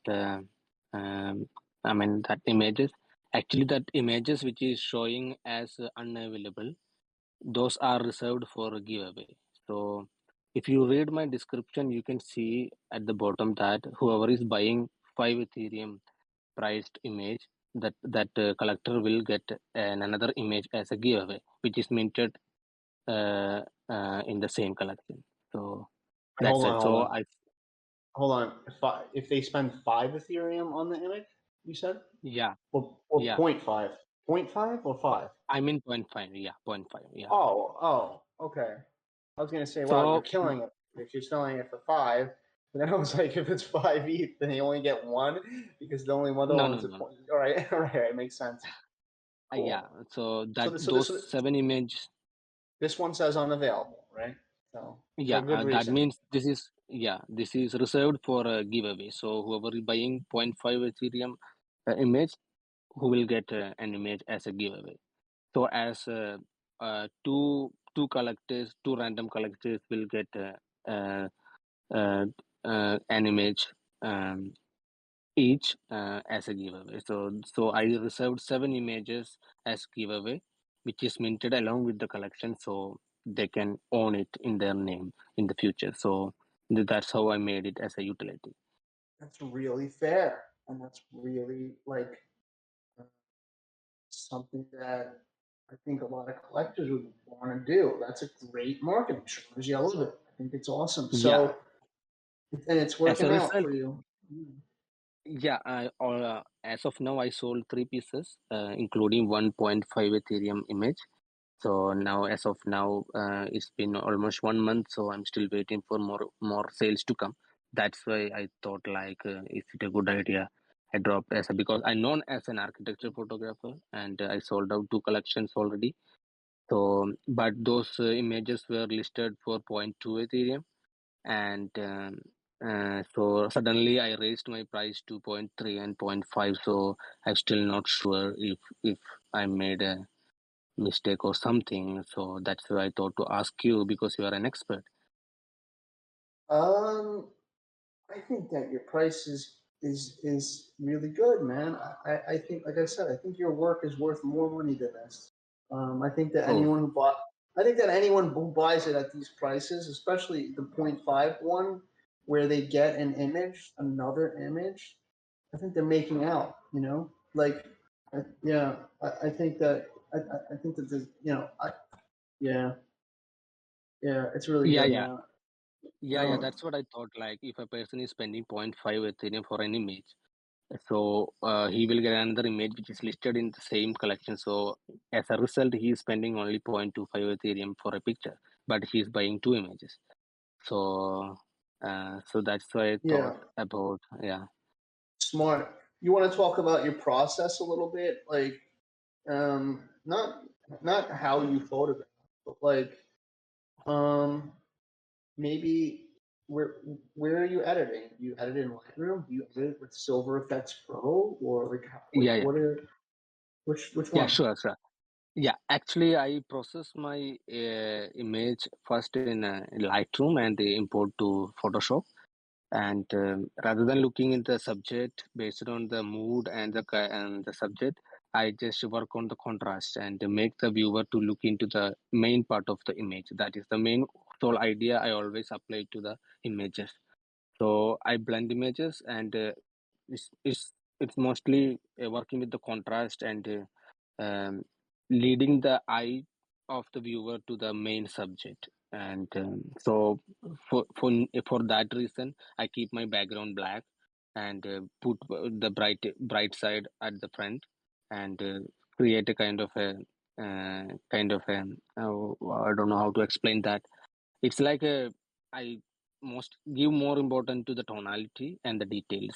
That's why I'm working, because I love Yeah, details in the picture. That's why I use black and white in my pictures. So yeah. I that's see the that, like, whole idea. a lot of the images have like what we really want to see in focus. Um, like this image, like we really want to see is it a leopard? Whatever. I'm sorry if it's on. What is this animal? Yeah, this is a leopard. Yeah, it is a leopard. Oh Yeah, wow, I was right. I'm like, in my head, I'm like, oh, maybe it's a cheetah, and I'm silly. Okay, so like, yeah, so like the leopard, its eyes, and then, like, we want to see it in focus, and it looks like everything else around it has this kind of like dreamy sort of like fall off of like correct, haze, correct. and that's an editing thing. So that's why I wanted to ask you about that. So you Yeah, choose yeah, that, exactly. you choose it based on how you feel about how the image should be taken. It's like in this image, for instance, the most detail is on the elephant, and then everything around it has this dreamy haze. I admire your Correct. editing and obviously your photographs. Can you talk about, let's see.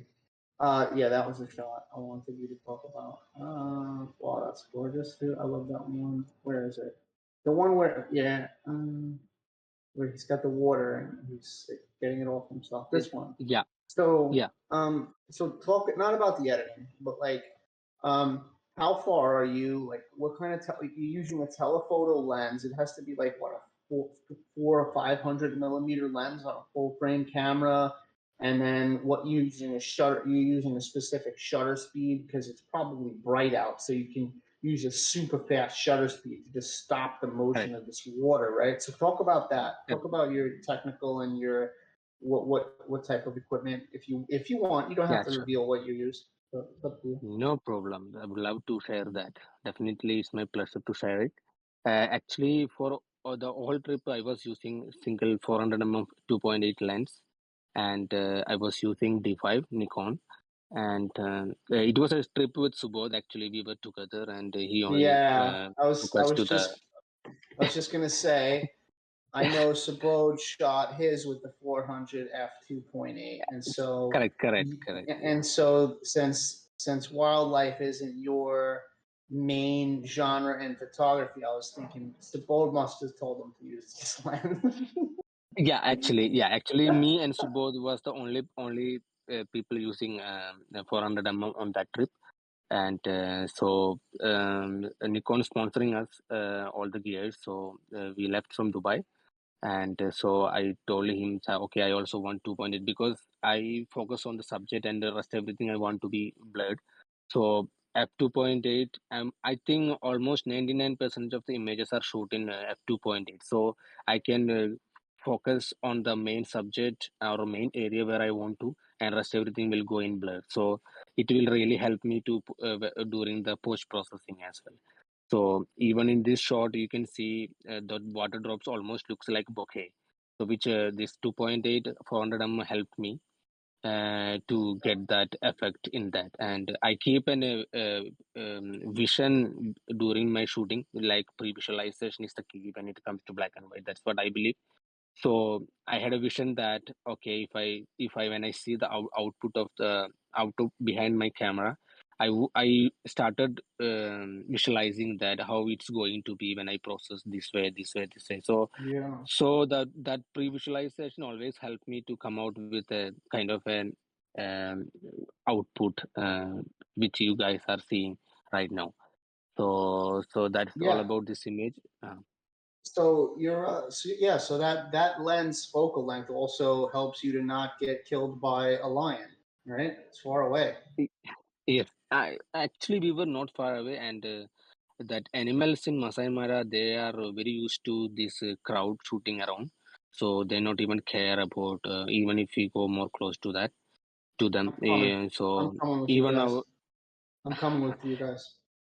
seriously, if you see some behind the scenes, you will definitely gonna come with us in the next trip. So and So you definitely, got if you tell you. yeah. So you guys are the 400 millimeter 2.8 Sloika boys. That's you guys Yes, are the kind of cool, you can man. say. Thanks for sharing that. That's Thank, helpful for a lot of people, so appreciate it. yes, And thank you very much. I would think that wildlife was all you shot if I didn't know. So How long have that's a you? huge Actually, it is compliment. my first sorry. Go Go ahead. ahead, Goon. Yeah, actually, it's my first trip, and this all images came from a 7-day trip.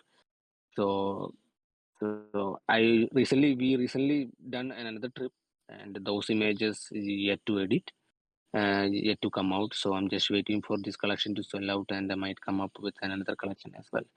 So Amazing, uh, amazing. yeah, I absolutely have to buy a ticket to India and go on one of these with you guys. I would want to so bad, and I'm gonna rent. I'll rent a Nikon, the camera body and the same. I'll do two. you don't need to worry about the gears. If you are coming with support, he will handle everything. So you just need to pick up your memory cards and come with us. That's it. Wow. That Okay, Goon, what did you have to say? I was just wanted to ask him, how long have you been a photographer? actually I started as a hobbyist photographer, and actually I was based in Dubai and recently moved to India. So I started with the long exposure, portraiture, and macro photography, and even I tried everything. But somehow slowly I found out that black and white fine art is my go-to genre.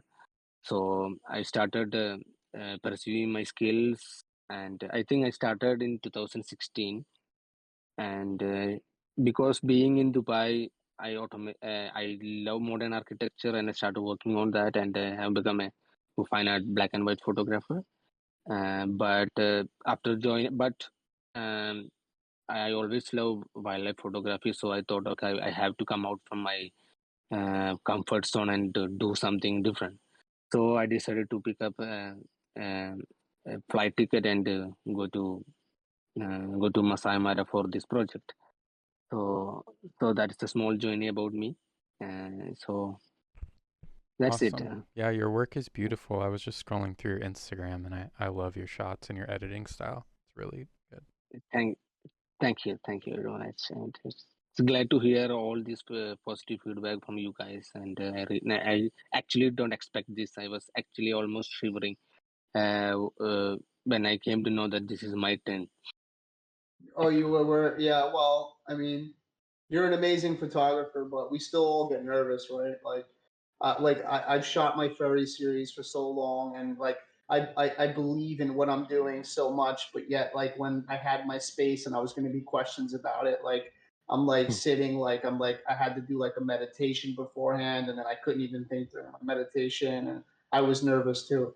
So like, I think it's normal, dude, but you're super talented, so no worries. Thank you very much. Cool. So I think with that, we'll move on to the next collection. Thanks for coming up. Appreciate that. Thank you very much once again. Yep, absolutely. So next collection is Faces and Gazes, and I'm just pulling up the artist name now. Mahesh. Faces and Gazes. Mahesh. Once again, I'll say it again. You guys are really good with the banners. Like I love the banner. I love it. Love it. Love it. Love it. It really draws you in, and I like how you have the guy in here too. It's he looks cool. That guy looks cool. So let's read Faces and Gazes. So this is a collection of carefully curated one of one edition of 8 photos about faces and gazes. I started this portrait work in 2010. I'm fascinated with people and faces. I wanted to portray people's hearts and souls through their eyes. More and more I take portraits, I realize that I am self-discovering myself through them. I remember my childhood dreams, happiness, and joyful moment through them. More and more I see these portraits now. I can see some part of my personality reflected through these portraits. This collection contains only a small part of my bigger portrait project. I totally relate to that. That's a fantastic another model artist statement in my opinion. I could totally relate to how like these the portraits that I take of other people make me question things about myself, and how they're sort of a self portrait. I think that's so good. And you come down here. Let's put it to oldest. And just like, I mean, as soon as I saw this collection, like I literally I opened it up on OpenCV. I went down. I said, "Oh yeah, I'm talking." Like, really, really, really strong portraits. Let's open this guy. He's so cool looking.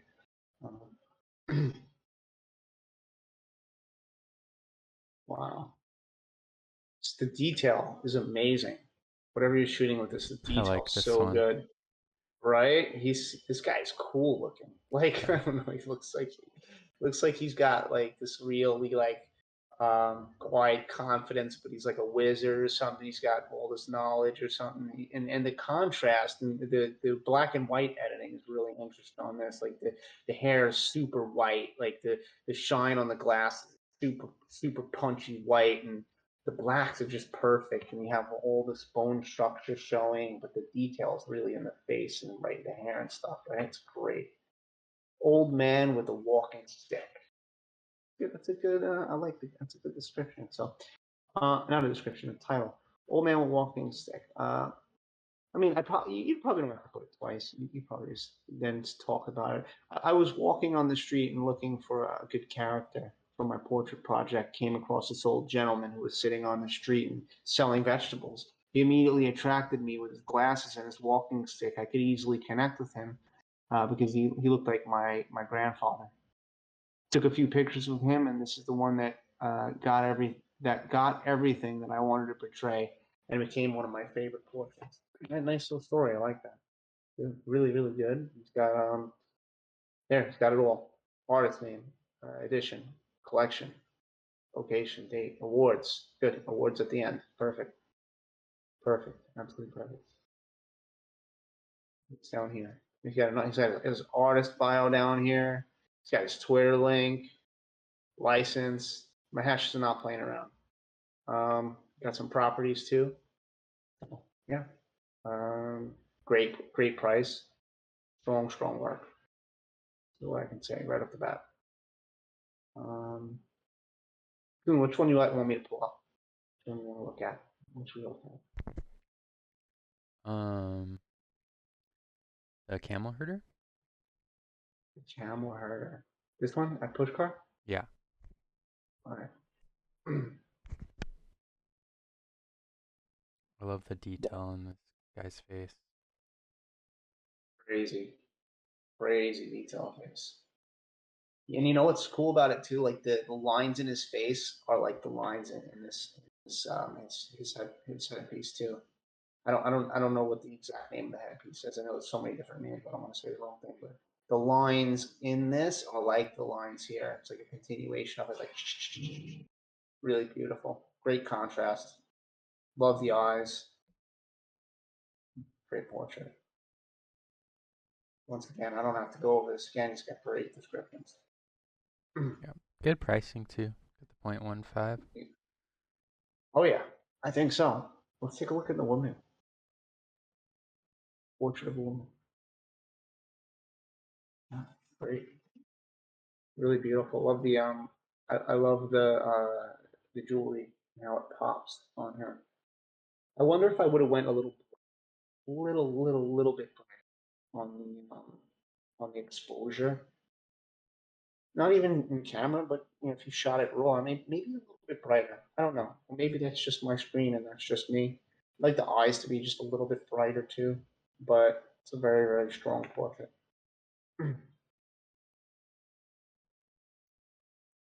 Yeah, Maybe brightening it wouldn't have the same impact, actually. these are all really good. I really like strong gaze as well. Me too. That's a great one. Jeez. Love that. That's like, this is like a really like daring composition with a portrait where you cut off a lot of the head, but it doesn't matter because just like the way this is all filled up. It's like a painter would paint it this way. This is what I meant about that other portrait with the woman. You see how these eyes are, you know, much more exposed. You can even see like there's like a liquid. It's almost like this liquid sheen. It's beautiful. I love the black and white processing is so good on these. Looks like he's staring into your soul. Definitely. That's awesome. I think someone should own that. 0.15. So yeah, guys, if you're in the audience and you know you like the work, any of the work that we went through, you know, pick a picture, post it, talk about what you like about it. Maybe, you know, tag the artist and say this artist has a collection with, you know, really beautiful work and a good price point on any of the artists that we do. Would be great. Yeah. Well, yeah. I don't think we even need to open up every one. I mean, they're all really good. What's the questions? What are your thoughts about this collection, and do I need to add any other info into the collection? We already gave our thoughts on the collection. You know, the info that I would add would be I'd bump your properties, right? So I would throw in like, you know, edition 1 of 1. I would throw in like things that I think are important, like resolution, DPI,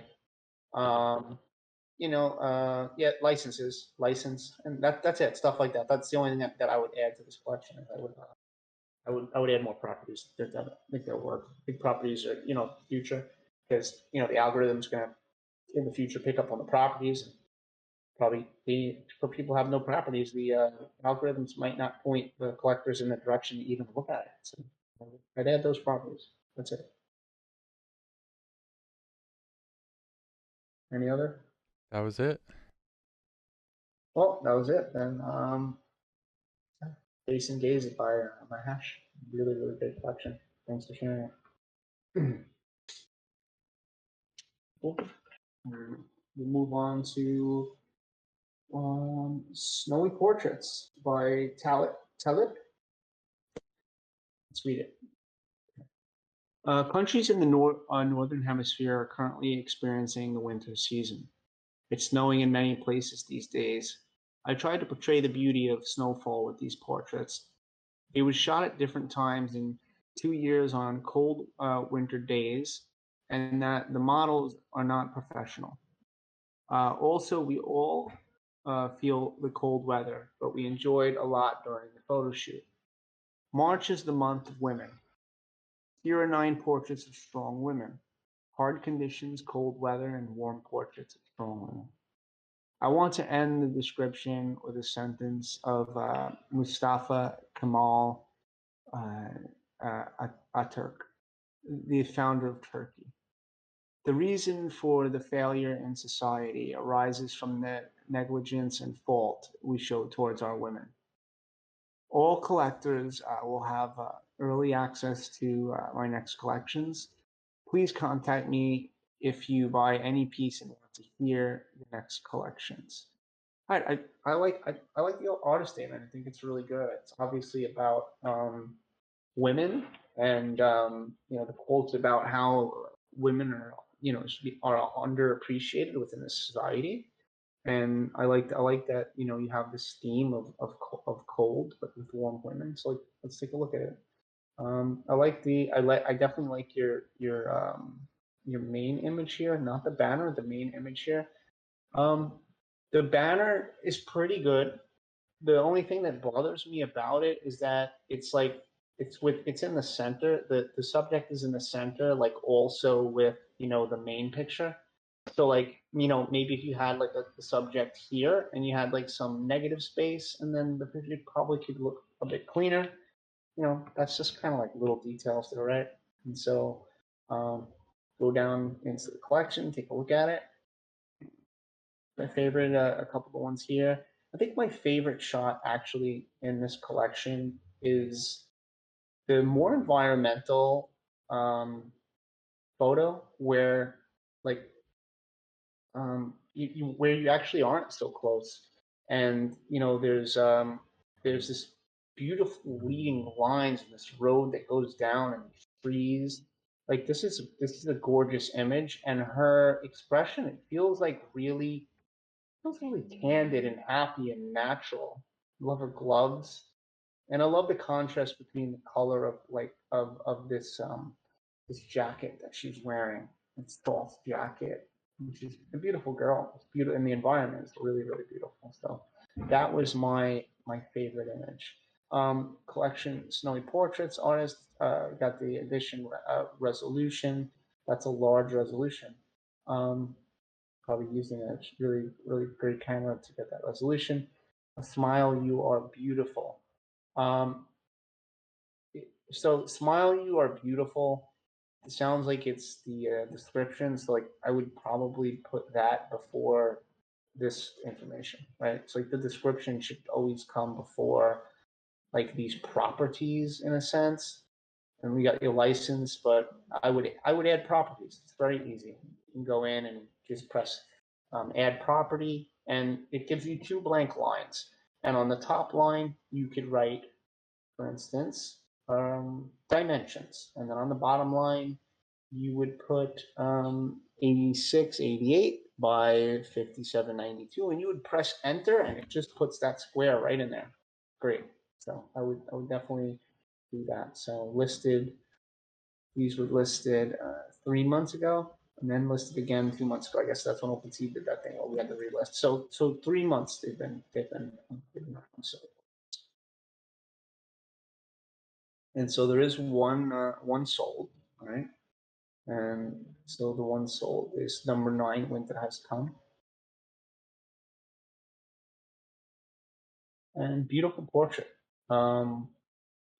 Love the focus on this. But obviously you know how to nail a focus. Like the eye is perfectly in focus. These hair strands, and then it kind of just ends the focus right around here, and it falls off. And this is a really beautiful close-up portrait. I'm wondering if it said in the description 9 portraits of strong women, and if they're all different. I can obviously tell that a lot of them are different. I think these 2 are the same. This same girl, this one same, and this same. So these 4, I think, are the same girl, right? And so I think, and then this girl here, number 1, I think it's the same as Snowflake here. It's the same clothing, and I think features in the eyes. So being critical, I would say that it seems like a couple of different photo shoots, and it doesn't seem like a long-lived body of work to me. Now, while I think you're a skilled photographer for sure, and that you know how to take a beautiful portrait, um, I just think that if you get out and you just keep going more and more and more and more, and I don't think it has to be in the snow all the time. I just think that you can just build a huge portfolio of different portraits so that it doesn't sort of feel like one to two, possibly three, photo shoots, and it would feel like just a longer, more dedicated body of work to me. So I like the cat one. me too. Yeah, I like this one a lot. Unconditional love. Yeah, the expression is really beautiful. Seems really genuine. I love these like little snowflakes that are just out of focus, and the cat is also in focus, and the cat is like the same as the jacket. He's like becomes one with the jacket. Like this part over here almost feels like the cat's paw. Maybe this is the cat's paw. I don't know. Maybe it's the jacket though too. It's cool. It's an interesting image. But I'll say that I think you should experiment more with like the ones that are further away. Like this one, I think you really created something that has like a really great feeling, and you know, like she's just a perfect distance for me to still see all of her and her expression, but still have like this beautiful story of an act of a background as well. And so price is at 0.15. I think the price is good. You have questions? The questions from it? Yeah, I think we kind of answered them, but the first one was about price. Does 1.5 seem or 0.15 seem fair? Which it definitely is, I think. And the other question is, do you think the collection needs some changes like cropping or editing? Sure. I think that these two images are too similar. So it looks like I favorited this one. Let's take a look at the difference. I don't know. Maybe the other one's better. Um, Once again, like I like this. I like when you give them a little distance for some reason with these. Some portraits I like really close up, but I don't know. You do something really well when you give them a distance. Your compositions are really good. Like your how you recognize the background and where you place them it's I feel like it's another layer, another element to the work. Whereas when you bring them in close like this, you know, this is a beautiful portrait. It is. Um, I don't know, but I feel that when you give them some space with your background, I think you do even better. So this shot and this shot between these two, I don't know. Let me open this one up. This is a beautiful portrait, but and it has nothing to do with how close it is compared to the other one or anything. It feels just a little more forced.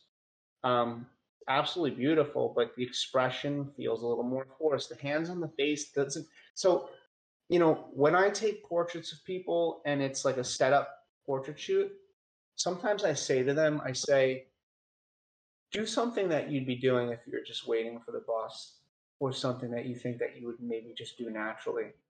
And in the beginning, I didn't say stuff like that. I'd say like, hey, take your hands and put them here and do this. And this to me sort of feels like that. Take your hands, put them here and do this. So there's something that's lost in that for me. So that would be my feedback. Whereas this one feels more like a moment between moments where it just happened that way. Do you feel that way, Goon, or is it just me? It feels a little bit more real of a moment. I don't know. Yeah, I agree. Number two definitely looks more, you know, choreographed, I guess you'd say. Yeah, and it's not a bad thing to choreograph. It's just my personal taste is with six, not this number six, this one here where you distance them a bit. The moment feels a bit more genuine. I felt like that more with the one with the cat here. Um, we didn't open this one up. Beautiful portrait, but it's hard for me to really make a story. Like it's one of the things where it's like, you kind of just handed me the information. I have it. It sort of feels a bit like a one-liner to me, whereas like I'm not coming back asking questions about this one for some reason. I'm just not. I'm not coming back and asking questions about this one. Whereas like with this one, I could come back and I don't know, it makes me want to come back and figure things out and ask some questions about this. Like, what's the joy about? Where is this place? It looks like this winter wonderland. It's this. So yeah, like my biggest feedback would be like not so many portraits of the same person in the same set. That's what I would change. I'd shoot more. I'd get out and I'd shoot more. Shoot and find more. If you live in a place that's freezing all the time, shoot more models in the snow. Agreed. Cool. That's all the questions they had.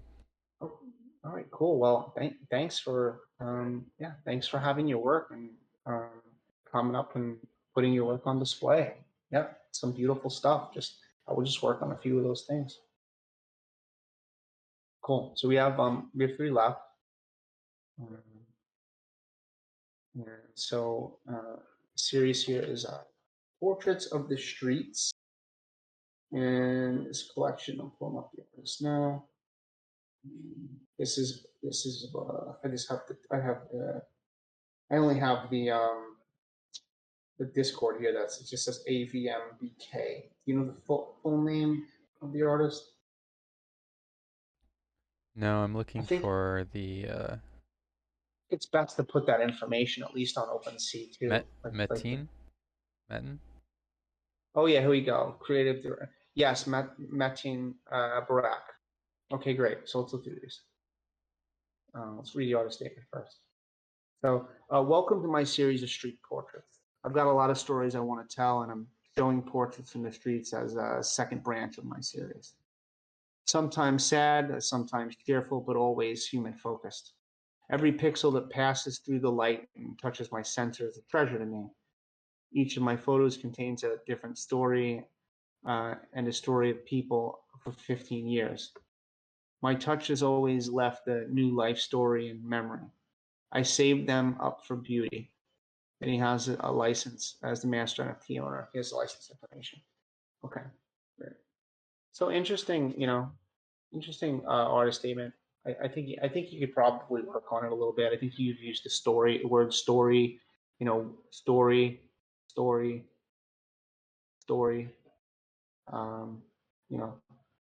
a few times. I think it was one more time than that too. But you could probably kind of condense that. All right, cool. So let's take a look. So this is an AMA about portraits and wildlife.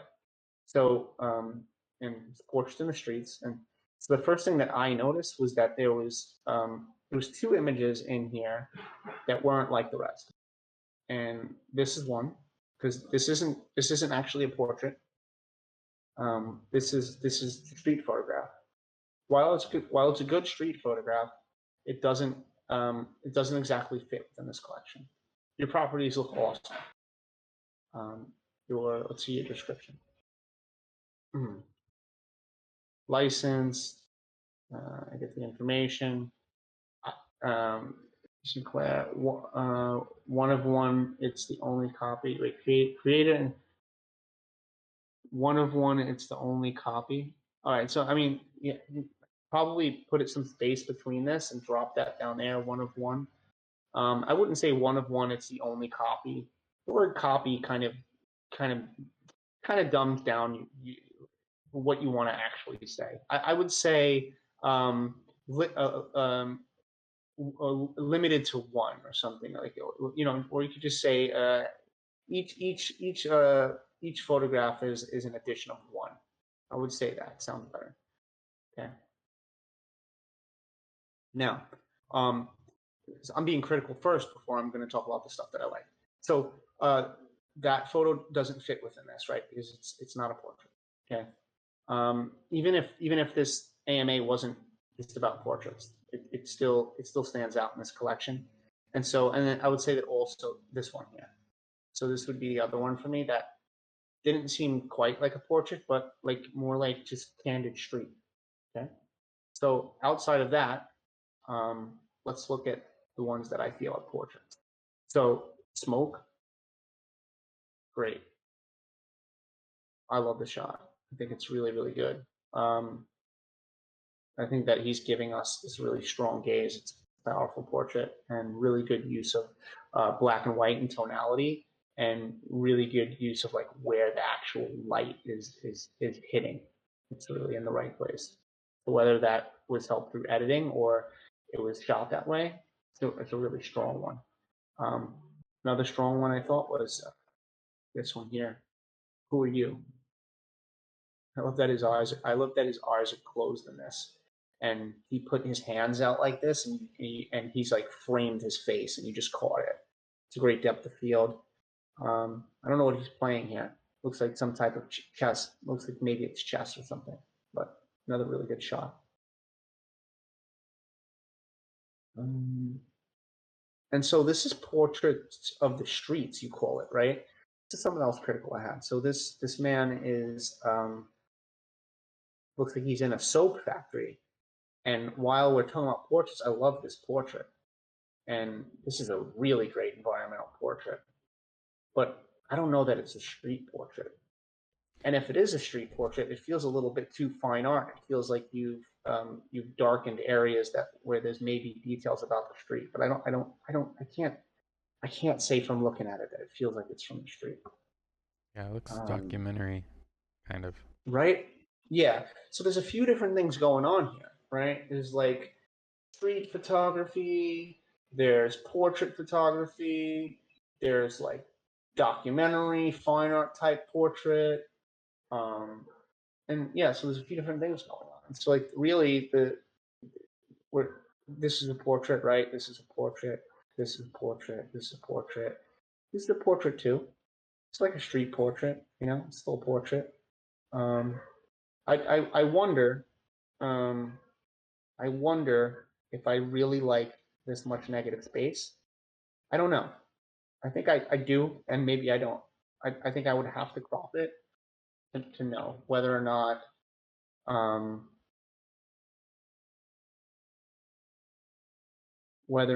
like it would be stronger without the negative space. I think it's stronger. I think that is a stronger crop for me.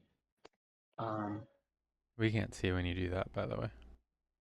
Oh, you can't. Let's change that. I could just say stop streaming. And then I can share my screen. And now I'll go live.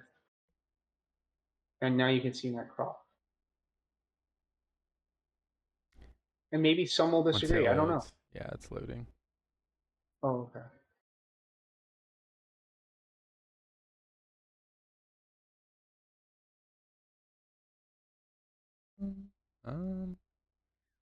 Did it load? Let me rejoin.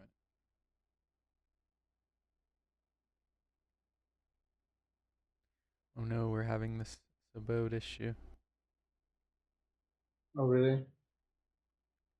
You've been disconnected. You can't hear me? No, I can hear you. Oh, okay. But the stream is. Oh, what is that? Oh, it's not. All right. Well, let's just end the stream and try it again.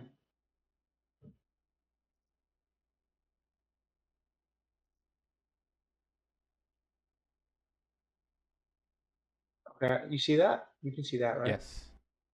Okay. So yeah, so that was my crop. Oh yeah, and I felt like it made more sense to the other portraits where it was about that person.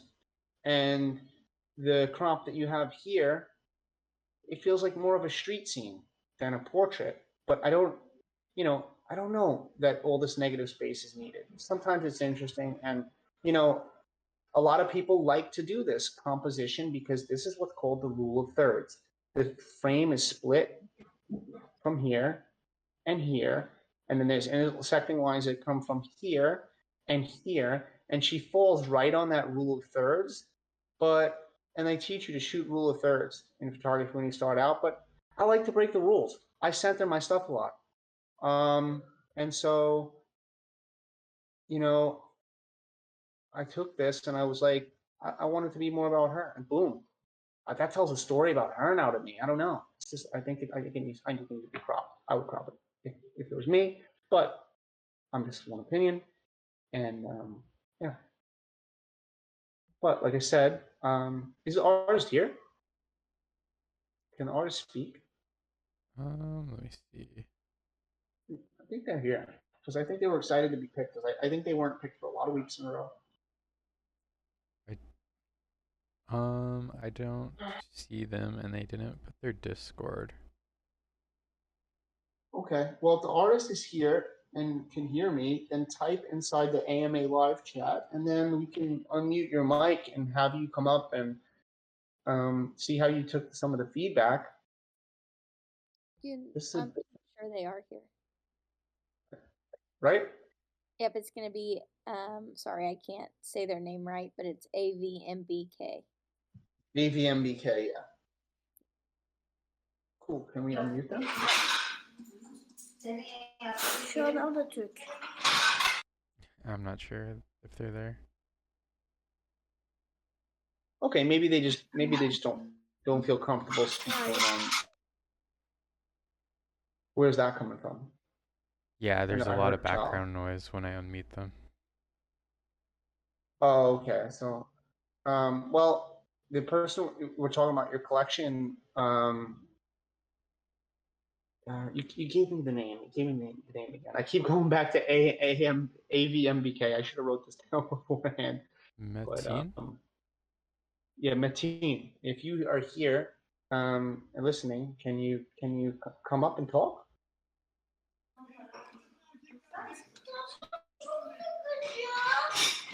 Yeah, I don't think he's there. All right. Okay, cool. All right, so then you can just mute the mic then. That's fine. Okay, so what questions did they have from the spreadsheet? What do you think about the collection? Would it be better to have black and white or color? What are your thoughts on the album? Pricing? If it's black and white, then I like it to be all black and white. It's my personal preference. If it's color, I usually like it to be all color. There's some instances like there's a series that we're going to get to the last one where they use color and black and white and it works. But it's very hard to do that. If you're saying this colors sell better as NFTs than black and white, I don't think that matters. I think it has more to do with the artist's quality of work, the artist's community engagement, who they are, and, those factors. So I don't think so. So what was the second question? It was price. It was a price question. Price 0.12. That's fine. I think there's another question that how do you feel about the collection, or is anything wrong with the collection? Was that the question? Yeah. What are your thoughts on the album? Yeah, so feels like general thoughts. Yeah, sure. I think you're a really great photographer. I just think that you need help with curating. I think that's a lot of people in the space though, right? It's like, we want to kind of mint everything, but we really have to think about like the story that we're trying to tell and, be cohesive with it. And so like this street shot doesn't fit into this series. This woman here, I feel like it was cropped in a way that's kind of more like the other portraits that I think it works a lot stronger. This is a street scene of people walking down, and this is priced at 0.2. But I don't find it to be the strongest in the collection, and it's the highest price. So that would be my, I think, all right, let's look at it. Like this shirt says hello, like it's not working for me as much as like something like this. Oops. Yeah, well, that too. Like that's great. But I meant to actually, OpenCV is super annoying sometimes. I meant to actually click on this. So like, this is 0.12 and that other shot 0.2. I think this is a much stronger shot. I think I'll be honest with you, from looking at your work, you're a really good up close portrait photographer. Like I like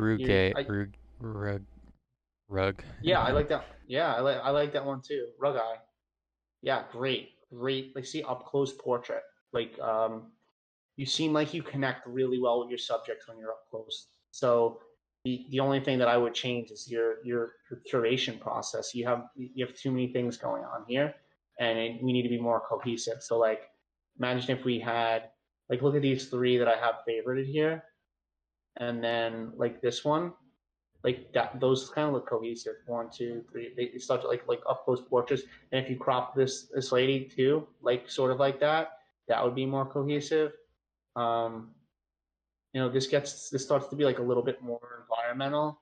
I guess it kind of fits, but this becomes like an environmental portrait that feels more documentary.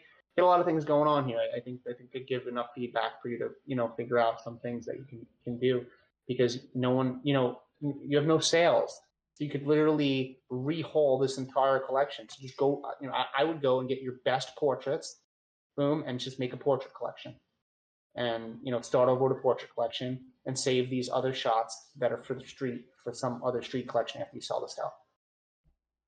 Yep. I think you covered all the questions. Awesome. So next collection here that we have is Tiger Trails of India, and Tiger Trails is by Nijan Mohan. So let's take a read at this. The tiger is the largest living cat species and a member of the genus Panthera.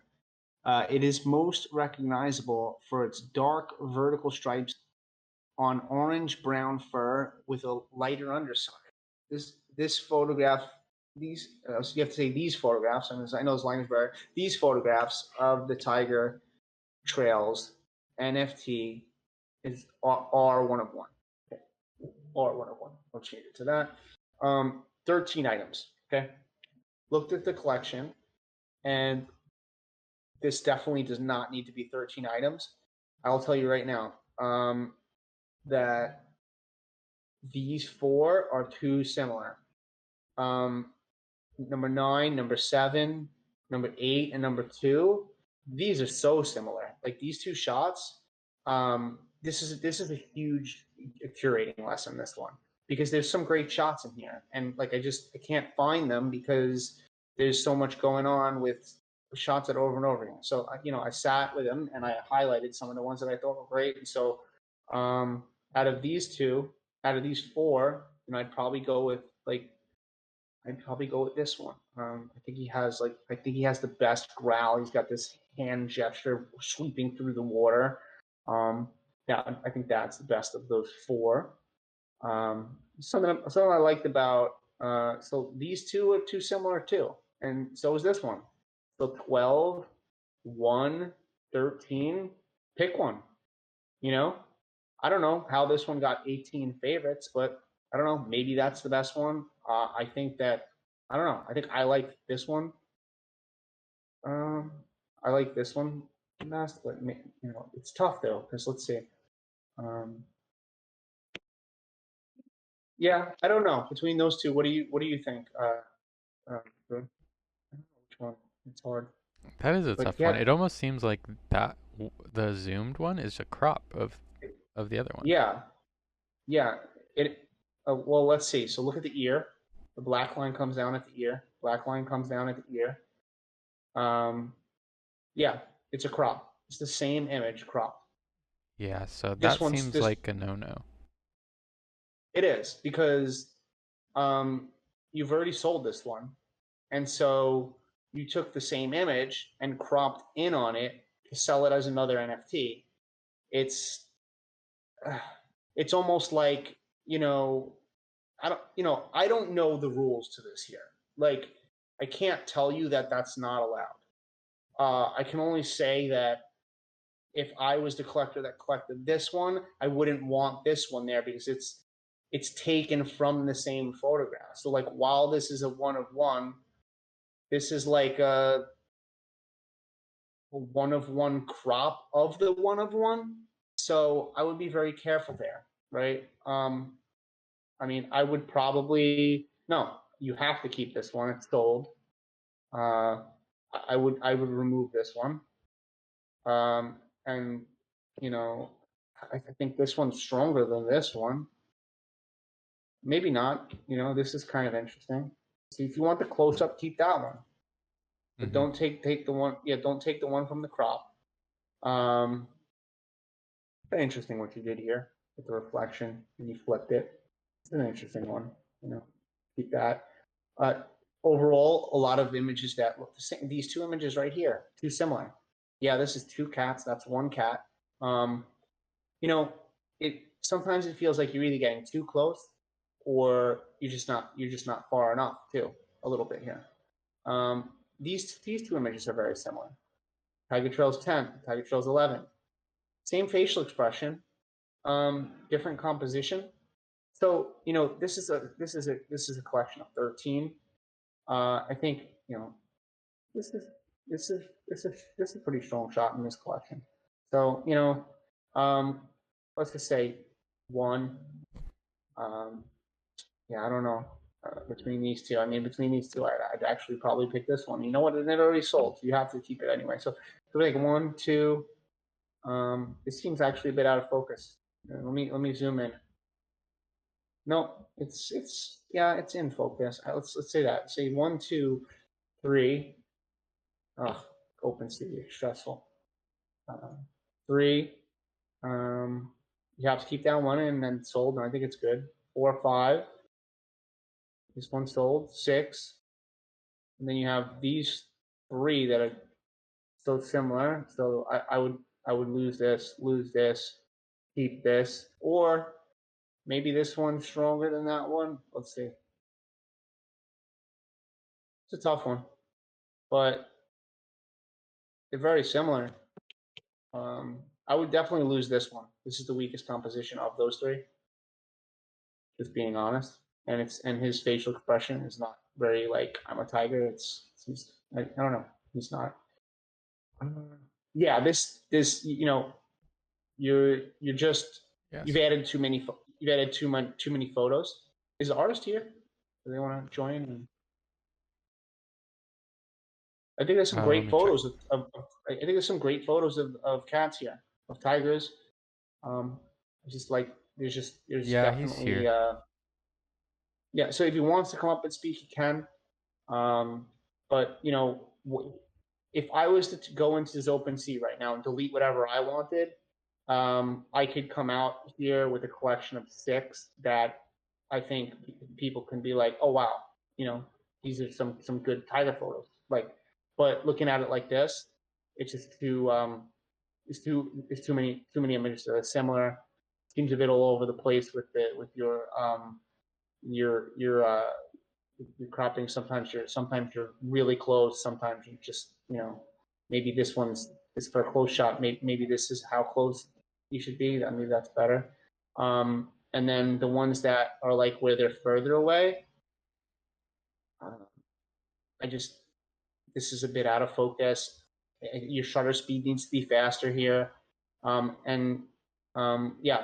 I think you maybe in this shot you need to step back a little bit because they're too close to the edge of the frame. I don't like how they fill the frame. I want to see some of the, if you're gonna take it from a little further away, would like to see some of the land or just like shallow depth of field blur it out.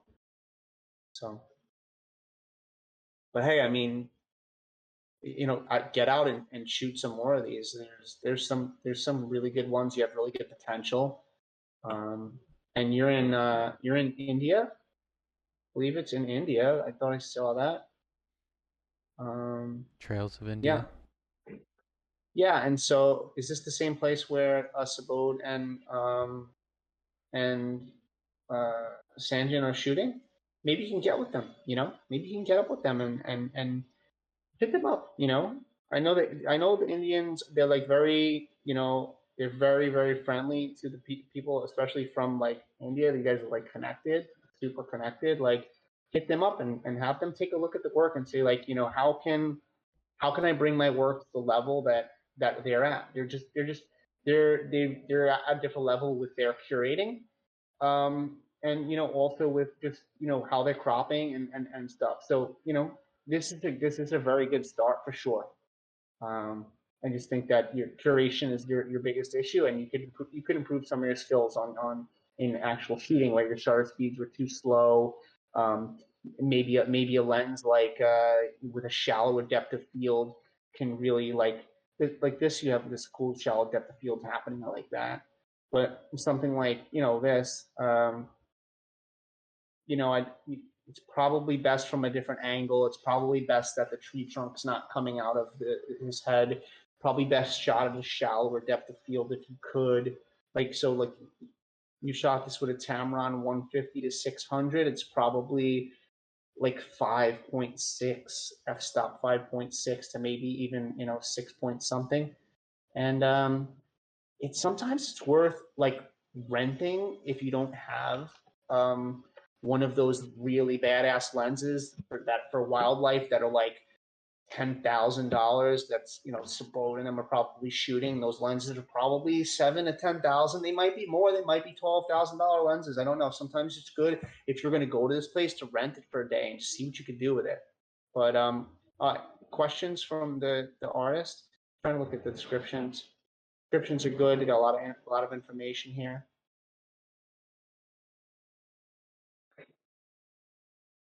Four days ago, increased the price. Yeah, you covered the questions. It was just. So 7 months ago, listed at 0.1. Collection stayed stagnant, hasn't sold for 7 months. Then raised the price 4 days ago in a market where the market actually went down in prices. So I don't know the reasoning behind that. Still, if it wasn't selling and it was at 0.1 in a market where the market actually for NFT photography went down, it's an interesting choice. But yeah, I would definitely curate this off of some of that information that I gave. Yeah, we covered the questions. Cool. Awesome. Well, thank you for being the AMA. Okay, so next collection is Out of Eden, a collection of 50 portraits by Jay Cordell. I think you say it Cordell. It's probably French. And I hadn't read the artist statement, but I think I did in the past because I think this collection was covered at some point in the past. I think it's his girlfriend or a significant other. So Out of Eden is a collection of 50 unique images created over the course of 3 years with my lover, turned fiance, Lily. Shot multiple locations throughout the world.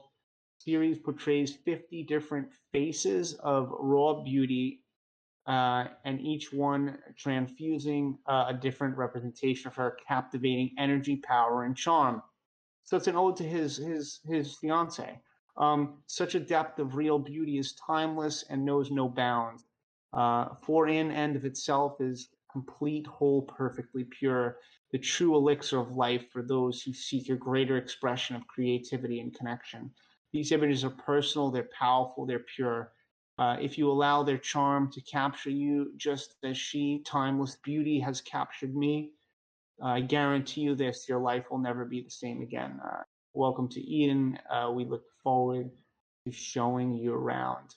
I like the artist statement. I think it's very personal, and obviously he's got a strong connection with his fiance. Maybe now wife. I don't know, but yeah, beautiful banner. Love that they're showing like all the portraits up here in the banner. This is cool. This little palm tree, different from the rest. And so let's take a look. There's a lot of images, right? There's 50. Okay, 50 images, 10 owners, 0.2 is floor. I don't know if they go higher than that. But 3 ETH volume traded. It's a good volume traded. A lot of artists in this space wish they have that much volume traded in a single collection. Activity. 3 of them sold a month ago. That's good. Good for you. For that 2 months. Activity is pretty good and pretty. But let's see. This collector collected 3. There are collectors in here that collected more than one, so got a nice collector following. So went stagnant for a bit, and it's back up and soon doing well again. Well, let's take a look at some of the images. Item. Cool. So let's do it by oldest. I want to know what he minted first. That's the first shot he minted. Okay, great. So let's just go through and look at some of these from a distance at first. So, first thing that I noticed is, obviously this, he's definitely a great portrait photographer. Definitely has a great subject too. That's a great model, which definitely helps, because I've shot models before, and I've shot non-models that don't actually really know what they're doing, and it definitely is helpful to have someone who's confident with who they are, and so you can definitely see her beauty, her confidence in these images. Let's take a look at some of the ones that I favorited. I favorited this one. Yeah, there was just something really soft and pure about this. I loved her hair coming down. I loved the backlit, her jaw, the V here. Beautiful photo. Will OpenCV keep me around the area that I was just in? No, didn't think so. Okay. One of the ones I favorited. Yeah, I like this shot here. There's some shots where I just feel like this is beautiful. Looks like a shot on film, actually. And there's something really engaging and enticing about this. I don't know. I really want to know. I really want to know more about this shot.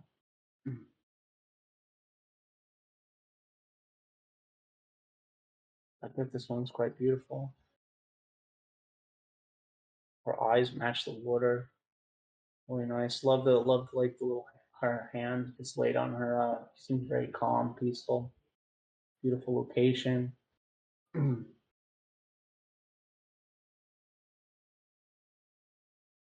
really nice about this too. I love the strand of hair just coming over the eye.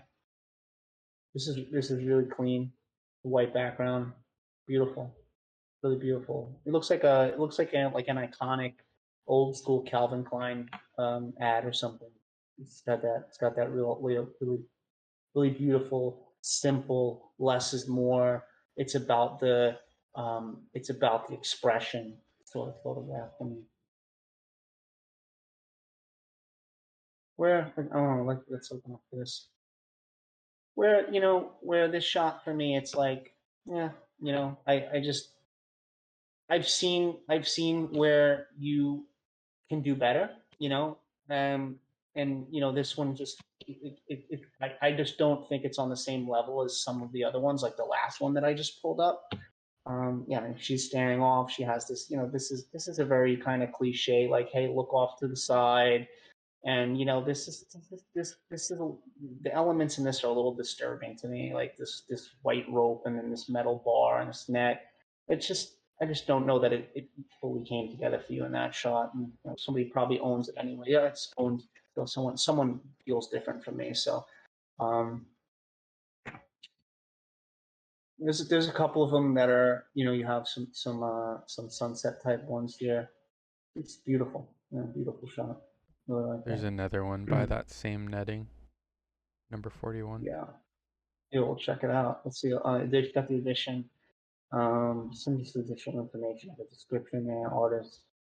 Probably add properties on the ones if you want that you haven't sold. Sold a lot of stuff though. This net here, this one, and this one. Let's see. Oh, there's 3, I guess. Yeah, so a few different ones by the net here. I think this could be better if it's shot at a different time of day. It feels like the light's a bit harsh. Should come blown highlights in the hair. Yeah, it's like it's not your strongest of. You have a lot of strong stuff, and it's just some of them. Like there's a less is more about some of this work that's beautiful. Like this is more beautiful to me. Simple, elegant, pure, beautiful. A lot of the things that he mentioned in his artist statement. I love the shape that's created by the arms, the shoulders. Beautiful, beautiful.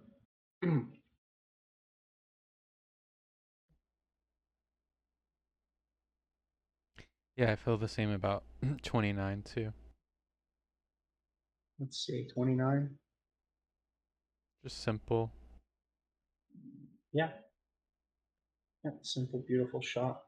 Yeah, and the background that has like enough blur and bokeh to just really be focused on her. And this feels like a moment between moments. It feels like a genuine moment. It doesn't feel like that last one where I said that it's got that cliche, hey, look off to the side, let me take the photo. This feels this, there's a connection. There's connection to it. There's a feeling of connection. I could sit and go through and talk about all these, but it's like, oh, I love this one. I love that. That's beautiful. Gorgeous black and white, just portrait. Love it. What's this? My favorite of this one.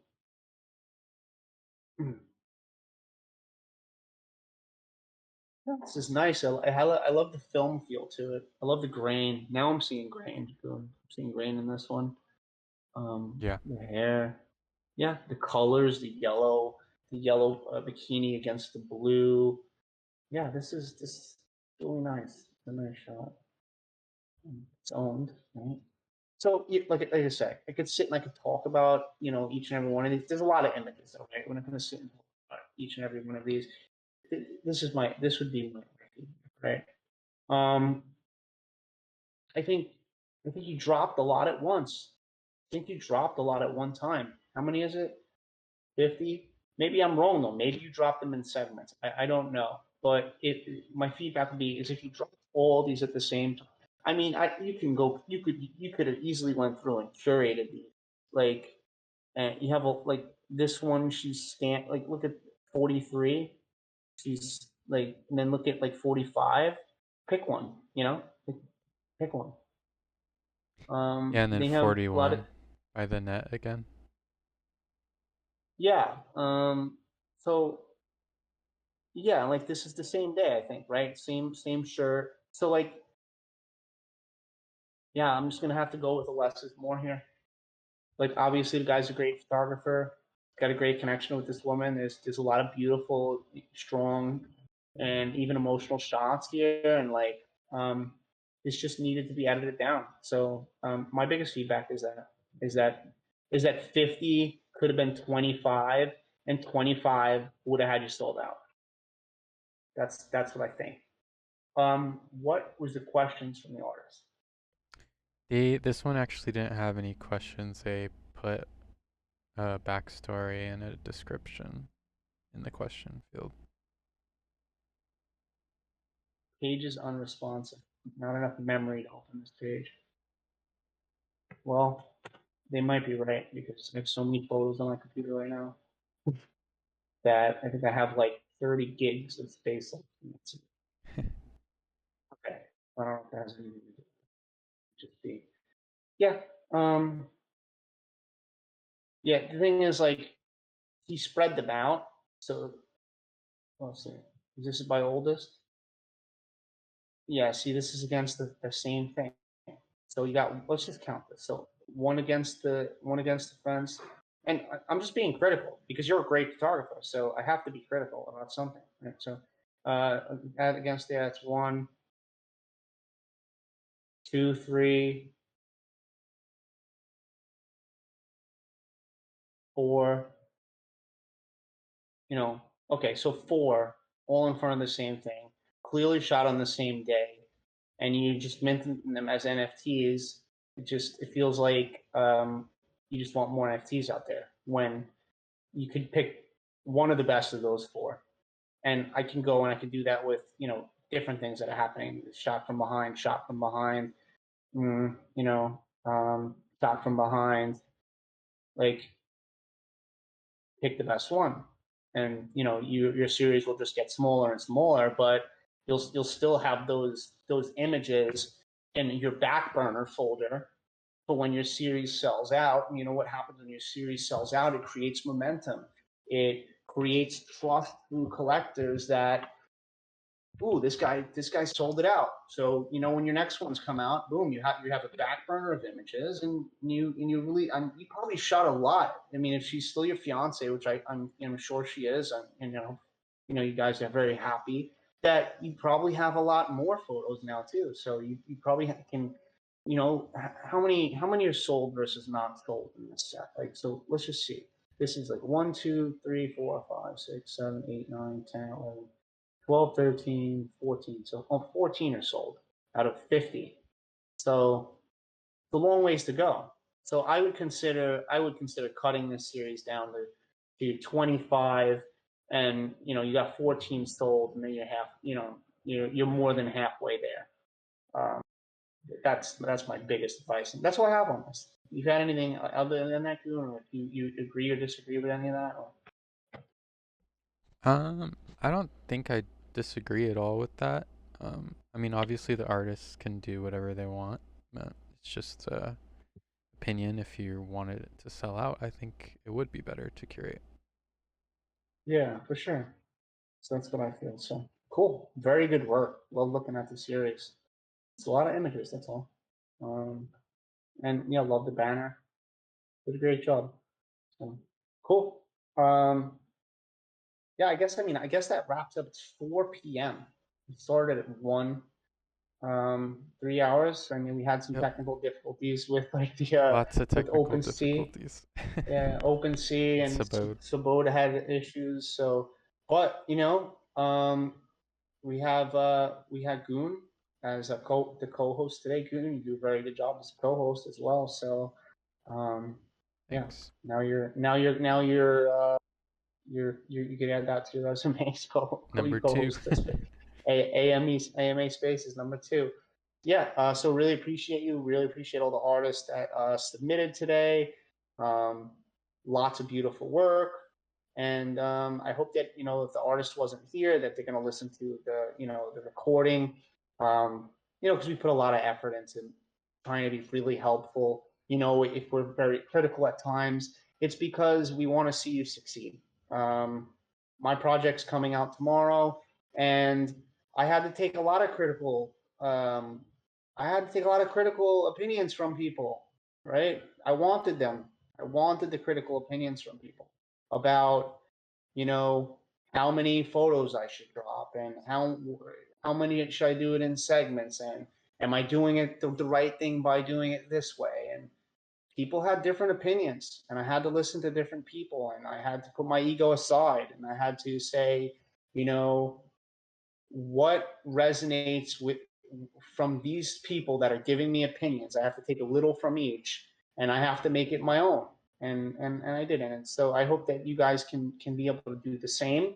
And another great AMA. Probably I would probably at like AMA 25 or something. I have no idea. Get a loose count now because now it doesn't go in order of numbers like that, because they're portrait and wildlife, and it's genre based. Awesome. Thanks again, Goon. You great today. Really appreciate you, and thanks MetaJungle for all the education and stuff that we provide for everyone. I'm gonna sign out. I have so much to do. I will probably be up until 1 p.m. tomorrow. That's when my drop is. So. Thank you, Meg, for doing this today, even though you got a lot to do. So we appreciate it.